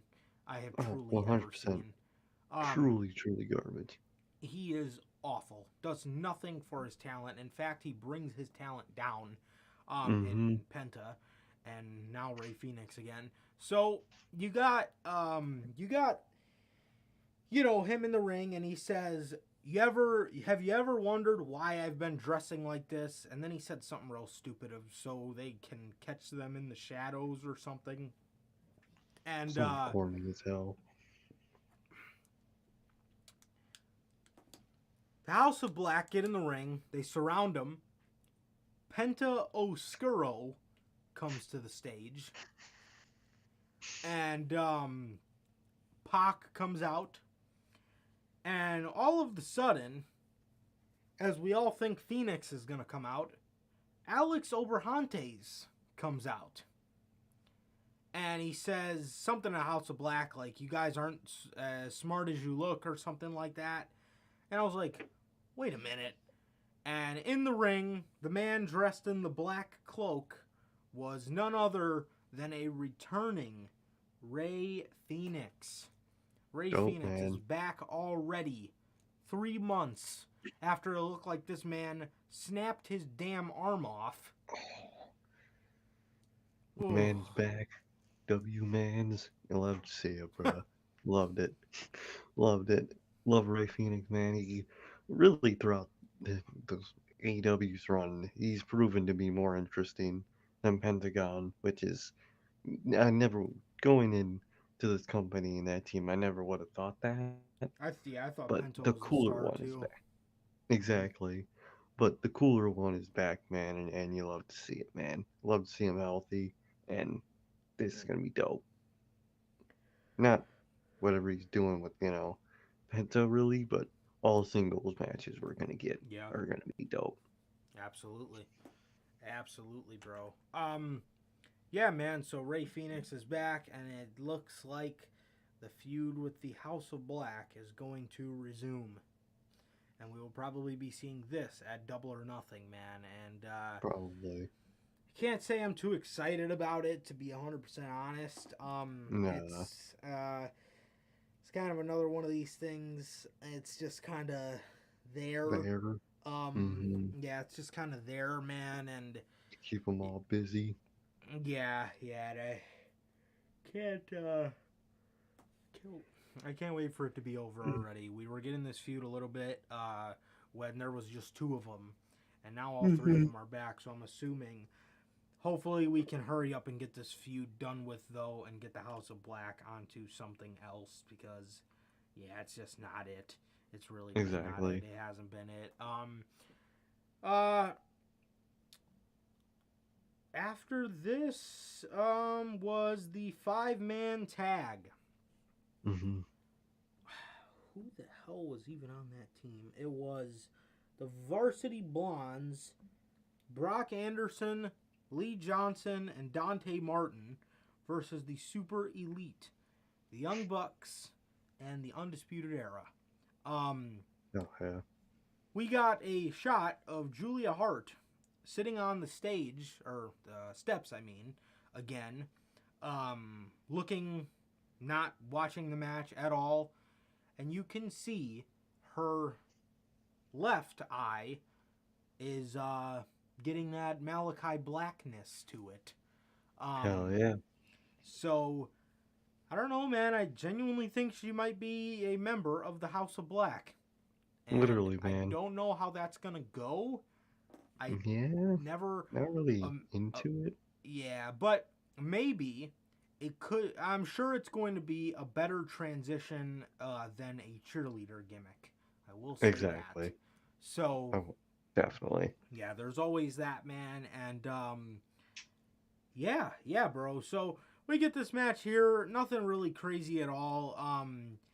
One would say that this time should have been given to the main event, and you could have maybe put this on something like a Rampage or something like that, or maybe next week's Dynamite if you don't have a big Dynamite plan, but usually they have, a little something planned. So Yeah, man, but this was kind of just a quick match. The Adam Cole and Bobby Fish Kyle O'Reilly came out with new Undisputed Elite shirts. Oh, bro, they were not it, bro. Them shirts were ass. Very I can't lie. basic and very... I mean, I know everything can't be a Bullet Club shirt, but come on, man. You gotta You have a do better little... than that Yeah, shit. you gotta... it just... Do something cool, man. The shirt Please. was so... It was just so plain. It was so plain, man. You had an opportunity to mix the Elite style with the old Undisputed style and have a really cool mashup shirt, and Mm-hmm. they just went the generic route. Yeah. Lame as hell. Yeah. And it's, it's official that they're calling this group the Undisputed Elite, so I think whenever we do see these guys, I think they might be the Paragon, or they might keep the name. You Who never knows, know. man? Who knows? We'll have to end up seeing. Ugh. Yeah, man, but, yeah, so, yeah, very quick match, man. Nothing really too crazy happened here, and in the end, they did get the Young Bucks to wear the Undisputed Elite shirts and all do their pose together. This is the start to the build to Forbidden Door. We're going to build some camaraderie between this group. And at Forbidden Hell Door, yeah. it's going to blow up in all of their fucking faces. More so the Young Bucks.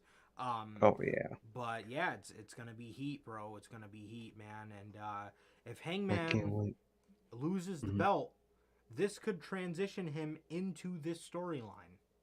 It could, man. It could, man. Mm-hmm. We'll have to see. Hell yeah, bro. I'm excited to see. With Hell yeah. that, that brings us to the main event. The main event. Scorpio Sky versus Sammy Guevara. This match was very quick. This match was very quick. There was really nothing too crazy about it. It definitely wasn't the Cody and Sammy match. No. There was a lot, towards the end, there was a lot of Ty Conti influence in the match. She came in, kicked Dan Lambert in the nuts. Paige Van Zandt came out. They started fighting, and at that point, it was the numbers game. God, don't say that.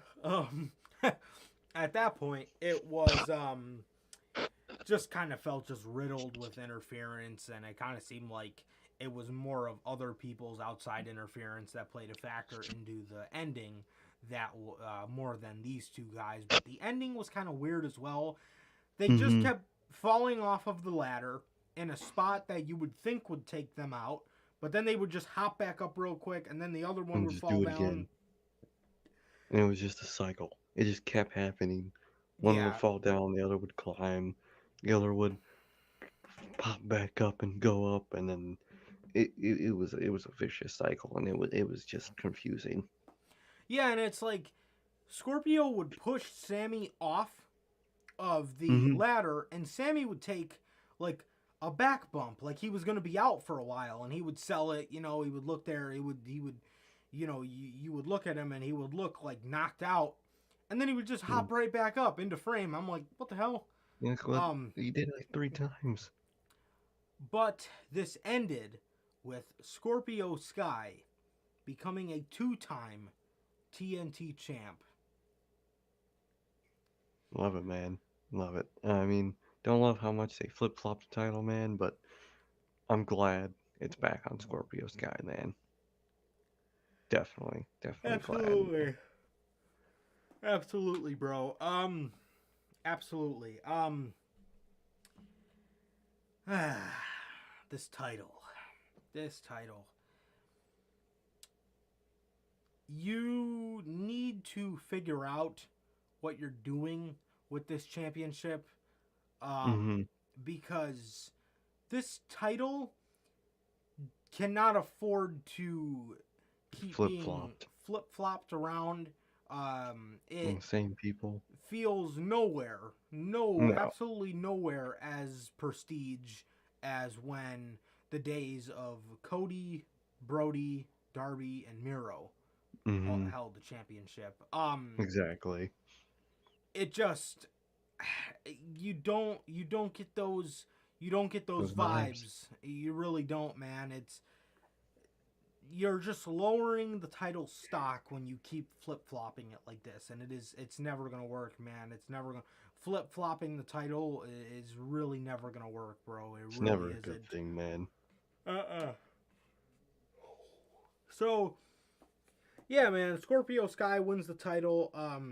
I love that decision. I think this needs to be it until Mm-hmm. the all out ish, maybe even Full Gear, or something like that, or at least the middle of the summer, because you just He's have, got to hold the thing now after what happened. yes, you absolutely cannot keep flip-flopping this title, and this better be the last time, bro. I really do not know what was behind the decision to put the belt back on Sammy, because the No. fact that you put it back on Scorpio Sky,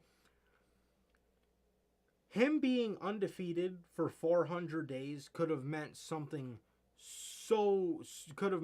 much to whoever Mm-hmm. beat him, and instead you wasted it on Sammy Guevara, and Doesn't now make sense. he wins the championship, and when he loses it, is It'll it be gonna way mean less the meaningful. same? Exactly. Exactly. Is it gonna mean the same as if he would have lost it being undefeated for like 500 days? No. Literally, man. So that in itself was a wrong decision, and I'm happy they put it back on him, but now that we have it back on him, he does not need to lose, man. I mean, No. you already tarnished the meaning of him losing it by Sammy beating him. You have to have him at least keep, at the very least, the middle of the summer or Mm-hmm. all out Full Gear time, man, because this can never happen again with the TNT title. Ever, No. ever, ever again. The only reason a title like this ever needs to be flip-flopped is if you have to call an emergency audible because of Exactly. For whatever whatever. reason. Through an And injury or whatever. exactly, bro. If you need to call an emergency audible, but in that, No. other than that, Don't do that shit. this never Ever needs again. to happen again. It's horrible. It's horrible when you do stuff like this, bro. But I am happy that Scorpio Sky won the title back, because I cannot I was really not ready to deal with another Sammy Guevara title reign, and Exactly. him taking breaks in the middle of the match to kiss Tay Conti is not it. I hate that shit. What is this, bro? What is that? That to me is not at all what a pillar of a company looks like. Not at all, man. You know, but yeah, this stuff like this can never happen again, man. And yeah, Scorpio Sky needs to hold the belt for an extended amount of time, but I can't remember what the hell I was gonna say.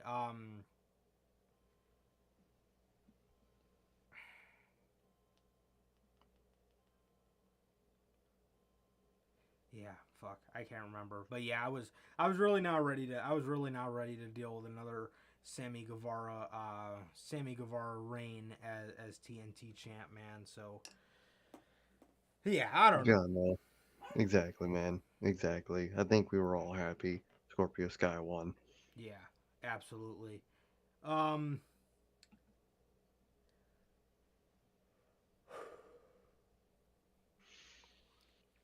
Now for the quick rundown of Rampage.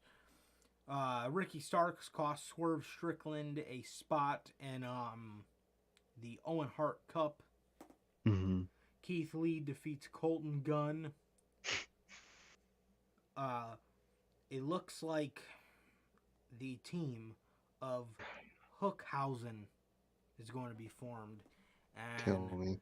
I've received word that Mr. Logan is ecstatic about it, He loves it, man. about Hookhausen. Yeah, man, I hear you're pumped, bro. I seen it's been viral. It's been going viral Mhm. the past couple days. How just pumped you are to see Hookhausen. So let me know how you feel. Even though I know it's probably nothing but positive thoughts about this group, man. I don't know, man. I don't know about this. I really don't know about this. I really don't know about putting Hook in a RK Bro type tag team. God, no. Not yet. Not anytime soon. Let him be No. himself first. Uh huh. You can't He still be needs not. to establish his own character. I mean, Exactly. a feud with Danhausen could have been good for bringing different sides to his character out, like him getting pissed off or him getting annoyed. We've never really seen those emotions out of Hook. But seeing these two as a tag team really does not interest me at all. God, no. And I want to Partly because. see, yeah, Mhm. I want to see Hook develop a lot more as Hook than Exactly. anything Because else. Hook hasn't been established yet. And the reason RK Bro works is because Randy has been long established. So can't really do something like that with someone whose foot isn't even fucking wet yet. Mm-hmm. Absolutely, bro. Absolutely. Yeah. So after this, we got the Jade Cargill and the Baddies, Kiera Hogan and Red Velvet. They make their first entrance. They need to look more like a team. I understand this is their first one, so obviously it's gonna look a little uncoordinated, like their entrance, and it's gonna, it's gonna look a little weird because they don't have it down yet. But once Mm-hmm. they get it down, I'm sure it's gonna be fine. And yeah, as far as the group itself, the group looks great. Yeah, the group looks great, and yeah, I'm excited to see I'm excited to see what's up with this group, man. I think it's gonna do nothing but good things for both of these two women standing next to Jade, and also the ring gear. They need to match the ring gear. I think that's obviously something that's should be a no-brainer, but I'm sure that will come with time. But yeah, as for their first outing together, they looked all right, man. They looked all right. Definitely, man. They definitely be successful. Just gotta make them more of a faction. Absolutely, man. And in the main event, Samoa Joe. Samoa Joe defeats Trent Beretta. Um, he defeats Trent Beretta, and in the end, Jay Lethal, Sanjay Dutt, and the giant Sammy, Satnam Singh Lord. comes out, and Orange Cassidy starts doing his moves on him. They all start beating each other up. Samoa Joe and Jay Lethal go at it, and I believe eventually they all got ran off or whatever. But yeah, that was the ending Yeah. of Rampage. And yeah, man, Nice. Raw. Lord. Goddamn. Let's fucking get through this shit. Monday Night Raw. Fuck the little bullshit. Yeah, quick rundown of all the stupid shit that no one wants to talk about. Ezekiel and the Street Profits, I believe, lost to Kevin Owens and Alpha Academy. Veer Mahan continues to be atrocious.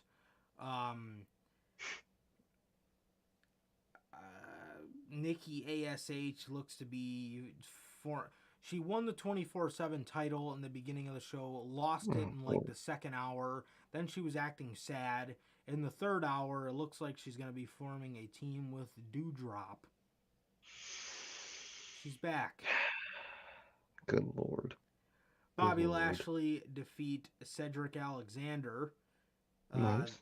The main event consisted of a atrocious 6-woman tag. that She was was ass. Liv Morgan, Asuka, and Bianca Belair defeating Becky Lynch, Rhea Ripley, and Sonya Deville. And on this night, Sonya Deville was not a WWE official An due to official. her ongoing investigation. She's not an God, official tonight.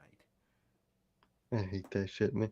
Is it just me not paying attention to Raw half the time? But did they change up Bianca's intro to her song, or has that been like that for a minute?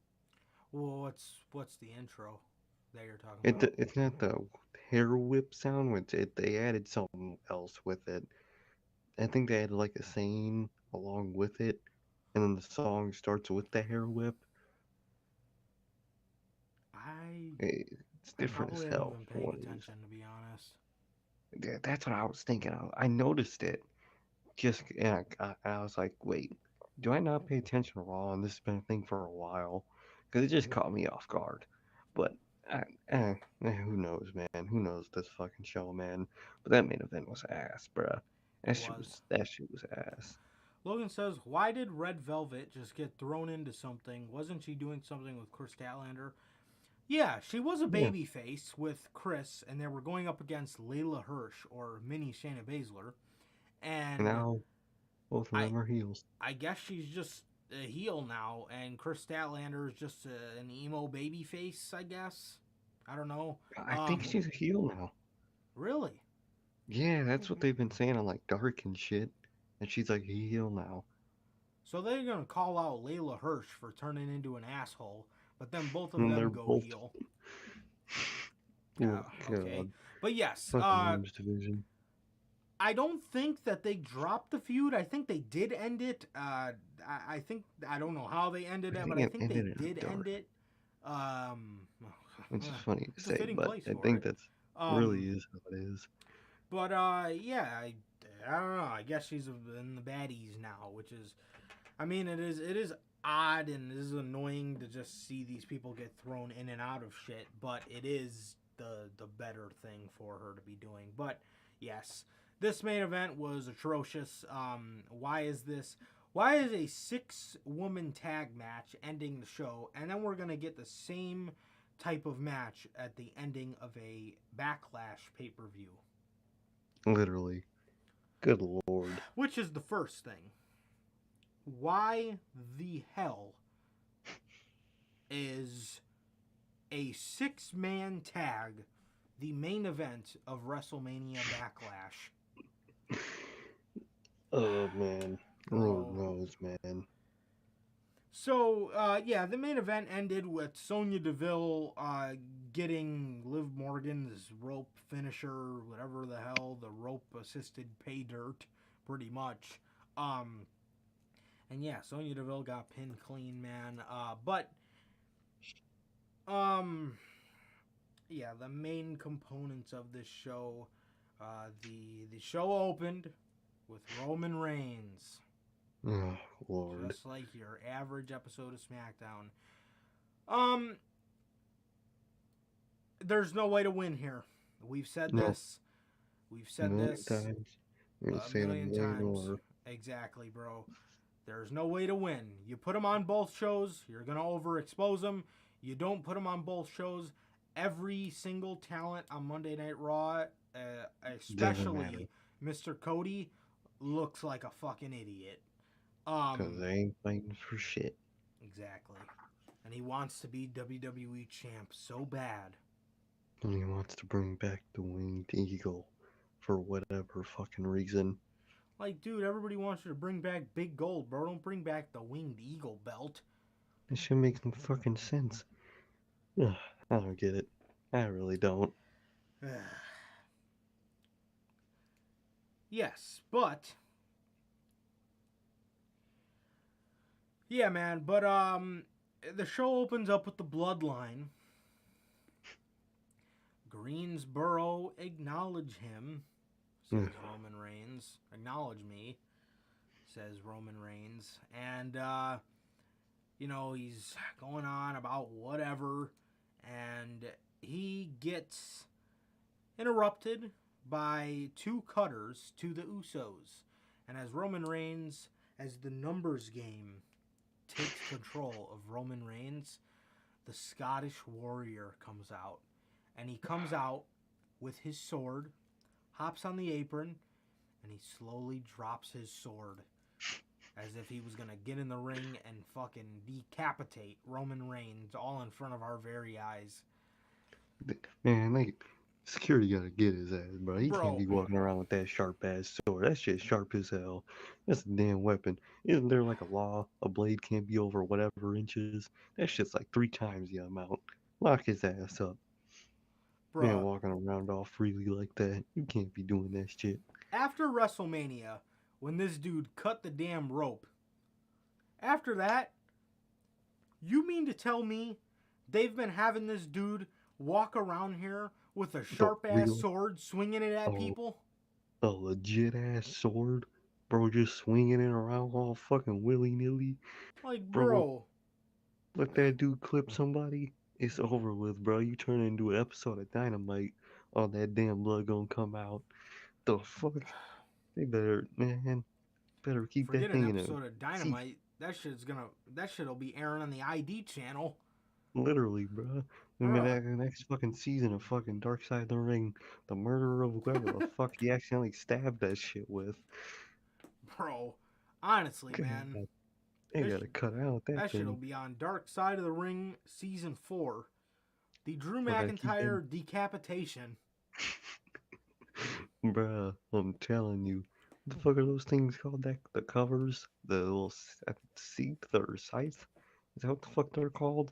The little covers that they slide on those things? He needs to get one of them for that thing. 'Cause Oh, that shit's too big. yeah. I don't know how you say it, but Yeah, something like that. I but can't think of you it right gotta now. get one of them bitches. Hell, I'll pay for it if you need it, bruh, 'cause that shit gonna cause an accident. Somebody gonna lose something. Honestly, bro. Honestly. He drops a sword and starts brawling with Roman Reigns as the bloodline retreats. Help me. Lord help me. Oh, I wonder who's gonna win on a Sunday. Is that on Sunday or Saturday? I don't will know. tell you in 1 second. Sunday. Oh, okay. I felt like it was Sunday. I think I worked during the show. I don't, unfortunately. I don't. But yeah, I think I got a blank something to 10 that day. So, yep, 1:30 to 10. I won't be catching that show. Oh man, snap. Yep. Yeah, man. Judgment Day Oh Lord, that comes fuck out. was it. You were talking about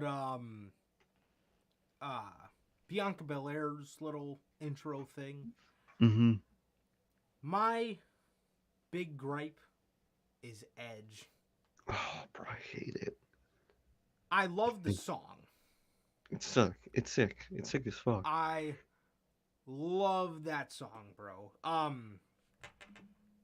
As a theme song, I obviously like Metalingus better, but as a listen, I like the other side way better.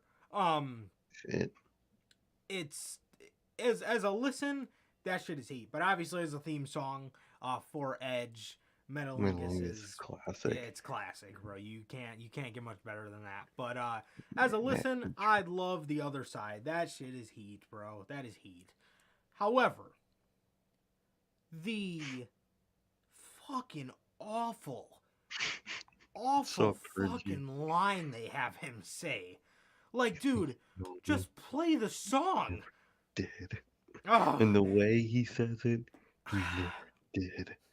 Bro, what? What does that fucking That sounds mean? like a 15-year-old girl talking to her parents after they just took her fucking cell phone, bro. Exactly, bro. That sounds like a fucking Sammy Guevara breakup fucking quote. Oh my god, bro. Garbage ass fucking thing. I didn't say that, bro. What does that even mean? The lights go out, and you know, I start to hear like the riff in the beginning of the song, and I'm like, oh, okay, shit, here we go. And then I just fucking hear, "You think you know me? You never did." I was Bro, like, okay, that just fucking ruined it, bro. And bro's acting like he never been heel before. Like he wasn't heel most of his fucking career. Bro, we seen you as a bad guy. The hell are you talking about? We never knew you. Motherfucker, you were always...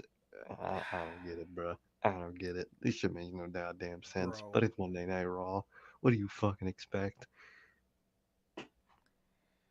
It's a Vince McMahon product. You think, of course, it's not gonna make fucking sense. So he comes out and he talks about bringing AJ Styles his judgment. Oh, Lord. So, Kill me. yeah, he's bringing AJ Styles his Judgment Day, or whatever the hell they're called. And pretty much just generic AJ Styles banter, just you know, talking about him or whatever.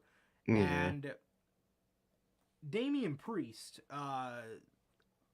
after this, has a match with AJ. AJ does end up getting the roll-up victory on Damian Priest. And he does end up getting the roll-up victory on Damian Priest. And AJ Styles picks up the victory here. And after this, he's getting attacked by Edge. He's wearing kinesio tape on his shoulder. And he... the way they worded this was cringy. Edge had told Damian Priest that to get focus on his shoulder, and fucking Byron, or no, it was Jimmy Smith. He's like, oh my god, Edge just barked the order. I'm like, they sound so frightened. And they say... Bro, they act like he's about to pull out a Glock, bro. Honestly, bro. And They act Edge like walks... fucking... Bro, Edge walks back into frame with a steel chair. They're acting so frightened. Like this man just pulled out Drew McIntyre's sword and is and they got trying his head to... on a fucking stool. Yeah, and he's about to cut AJ Styles' shoulder off his fucking... off of his neck. Bro. Like, bro... How do they act so fucking dramatic, man? They I do, hate the way bro. they make them act. They, like, bro, Jimmy Smith acted so frightened when he said that, bro. He was like, oh my god. Oh my Edge god. just barked the order. Like he's just planned to fucking kill his ass or something, Literally, bro. They're Dude. just gonna fucking smack him in the fucking arm with an aluminum chair, bro. What the fuck? You acting like he pulling out the Glock. What the fuck? I hate that shit, man. I hate their over dramatic ass commentary. Honestly, bro. And Edge, and then obviously through all this, you got, speaking of over dramatic commentary, you got, the one and only Byron Saxton. Oh my god, they're trying to end his career. Bro has to say that quote like every week. Honestly, bro. They're trying to end his career. And then, what does he also say? This is unfair. This is unfair. There's two of them. Bro. No shit. The fuck, man. Fucking Byron. Bro. So, I'm dead. After this, AJ Styles. Oh, look at that. Happy Bullet Club Day. Oh, wow. Oh, yeah. May 3rd. Yeah, man. Oh, they're not up yet. 1 p.m. Welcome to work, motherfuckers. Yeah. God damn it. Oh, I might be at lunch, though. No, I won't. Damn it. It's only for 4 hours, though. So I think that's 12 to 4. It'll be... Okay, 2:30. Okay. All right. And I should have time to see what they got. Yeah. Bro, I gotta have that old Hangman, bro. They do. It was in the promotional video for it. Oh, it's all up now. Oh, shit, really? Yeah, I just looked right now. They got the Adam Cole. They got the gold Young Bucks shirt. Oh, they got the Kenny one that you had. The The silver one Terminator. with the red eyes. Yeah, they got Cody's shit. I'm dead. Yeah. They got. Oh, bro. Hold on. Hold on, ladies and gentlemen. I had to see something really quickly. Picture new arrival. View. Oh. No, that you motherfuckers. Dude, I hate the fucking navigating this godforsaken website. Hell yeah, bro. All the old. Oh, All they the do old got the bullet. cool Hangman one. Yeah, Dope. they played it in the video Ooh, that they had for it. I don't know if ain't I'm gonna that get it. I something? might. I might cop, bro. I really might cop. I think I might get a Kenny shirt. Cause I never ended up getting a Kenny shirt too. Damn. I Yeah, gotta none of see mine that, fit bro. me anymore. I was like 16 when I got all of them, so I'm 20 now. Exactly. I just grew out of them. But where is that Adam Cole one? At the top, for me at least. It's like the.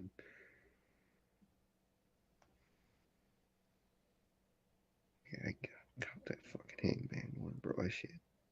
God, that shit's sick. Oh yeah, there's the Hangman one. Yeah, that one goes hard, bro.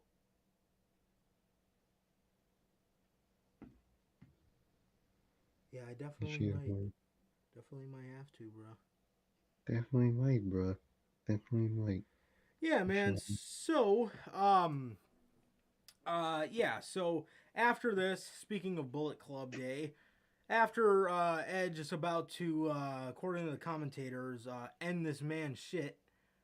Damn, this Adam Cole one's $34.99. Shit. What the What? fuck? That's kind of not right. Ooh, that's a It ain't lot. like, you know. I think they do give 25% off though, Oh, that's true. but I definitely might have to cop that. Regardless, yeah, I might have to. Yeah, so as AJ Styles is about to get hit with the steel chair, none other than Finn Balor comes running down the aisle to save AJ Styles, and they too sweet and hug. And that is just Cool, man. too sweet. Hell yeah, man. If your friend's gonna have anything to do left in this company, it's team with AJ Styles. Yeah. So might as well do it before he's out. Yep. Yep. Absolutely. Um, yeah, so it's gonna be cool to see that happen. Well, they got these more main roster releases coming soon, so they might Yeah. decide to cut Finn. Exactly, man. Yeah, man, but Mustafa Ali is on an episode of Miz TV, and they cut this man's mic and let the Miz go to town on him. This damn fool. Why is he back? Why are you back, I'm bro? telling you, bro. Miz said to him, he said something like, "Why don't you just go back and complain on Twitter again?" And they're just, Give up and let the fans down. Hate their shit. yep. I hate the shit they say. And just generic stuff, just letting Ali have it. It was quite ridiculous. Just the way they treat this man. Mm-hmm. And he just stands there and takes it, grabs the Yep. Miz's mic, and says, he says the reason, he says when you feel unheard, you he said when you feel unheard, you bitch and complain about it. When I feel unheard, I go to the fans. Mm-hmm. And yeah, he was kind of just playing up to the audience. Even though the WWE audience I feel like they don't really seem too hip to the man. No, they ain't like that no more, bro. Yeah, I These aren't the feel same like crowds that fucking fought for Daniel Bryan. yep, exactly, bro. This audience, WWE lost all those hardcore, passionate fans, bro. They got a lot of Mm-hmm. people in those stands that sit there and just take whatever they're given. And If anything, WWE, they'll cheer people like The Miz more. mm-hmm. How brain dead they are. Mustafa Ali is way more over amongst that crowd, which is pretty much Exactly. the AEW crowd at this point. The crowd that is willing to fight for somebody and fight because somebody is over. Just wait, man, until we get a couple years of nothing like that happening in WWE. A meteoric rise of anybody or the crowd Exactly. getting behind somebody like they got behind Daniel Bryan. And why? It's because all those passionate people are Don't watch. exactly. They lost them. They're watching AEW now. God damn. And that is just a sad thing to see, man. How a company can drive people away that absolutely are love and very passionate about professional wrestling. He wrestles Hell a yeah. 2-on-1 handicap match against The Miz in Theory for a number 1 contender match, and he loses. Mm-hmm. He loses the match via Austin Theory distraction or theory, and The Miz hit him with a skull-crushing finale, and he put him away. I wonder if this is the end for Mustafa Ali, and WWE Hell just got him might. back on television to have the last laugh. Exactly. That's why they really wanted to bring him back. So they Mhm. can release him and they can still get the last laugh. That's just that's just their goal. Because if he wouldn't have came back, obviously he would have got the last laugh. Mm-hmm. But he's But back for they're gonna whatever humiliate reason, him and and they're going to release him. humiliate him. Let the Miz give it to him a couple times on TV, and cut his mic. And when he does get the mic, don't allow him to say much at all. Exact. Just And generic babyface shit. exactly, Even though and he was a heel when he left. exactly, bro, exactly. Seth Rollins' Appreciation Night segment was crashed by Oh, fucking Katie. Cody comes out. Cody comes out, man, and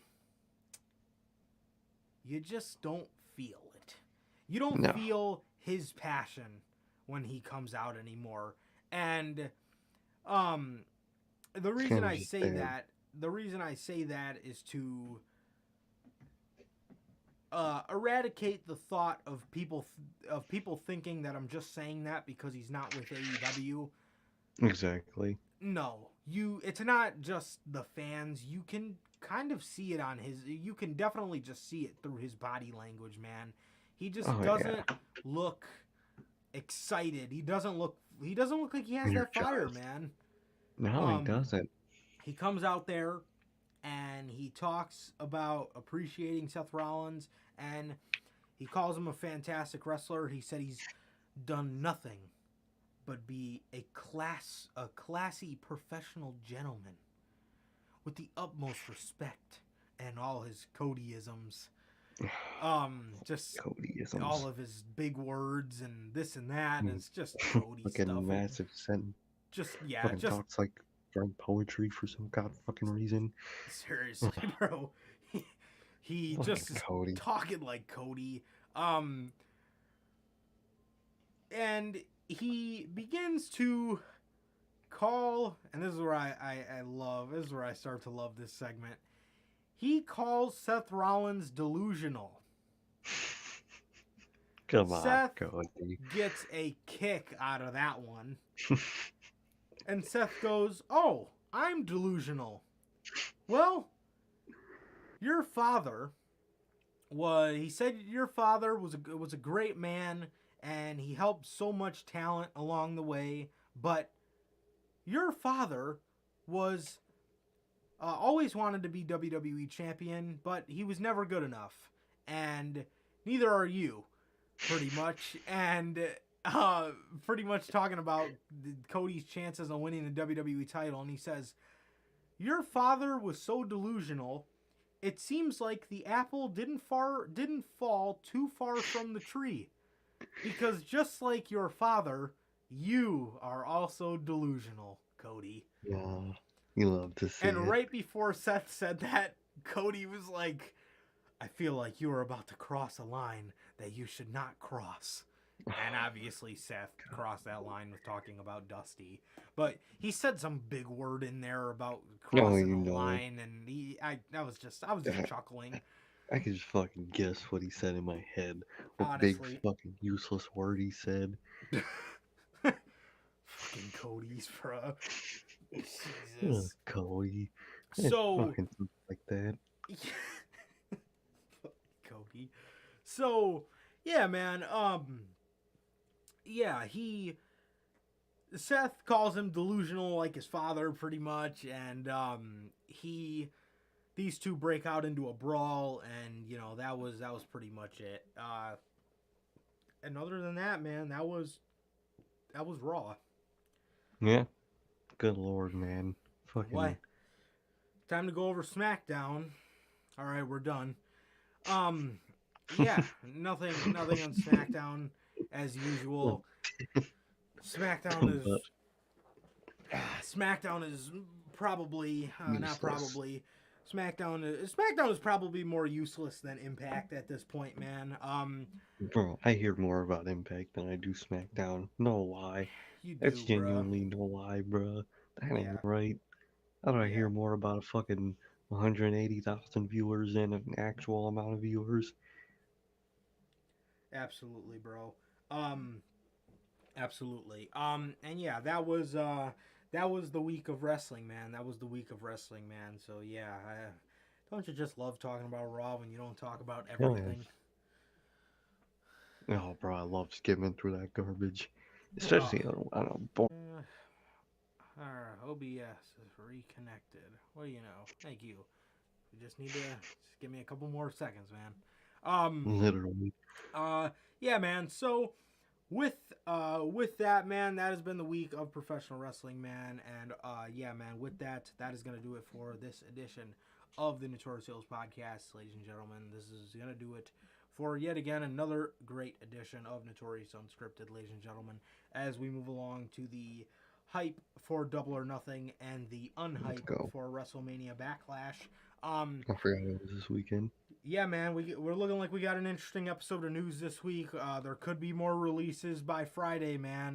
There could be more releases by Friday, so it's gonna be interesting to see. And then got a huge story on Roderick Strong to go over, man, and stuff like that. So it's gonna be another big week of news, man. So we'll see you guys on Friday with that. But with that, man, it has been a pleasure. Always a pleasure hanging out with you guys. From Johnny Mayhem.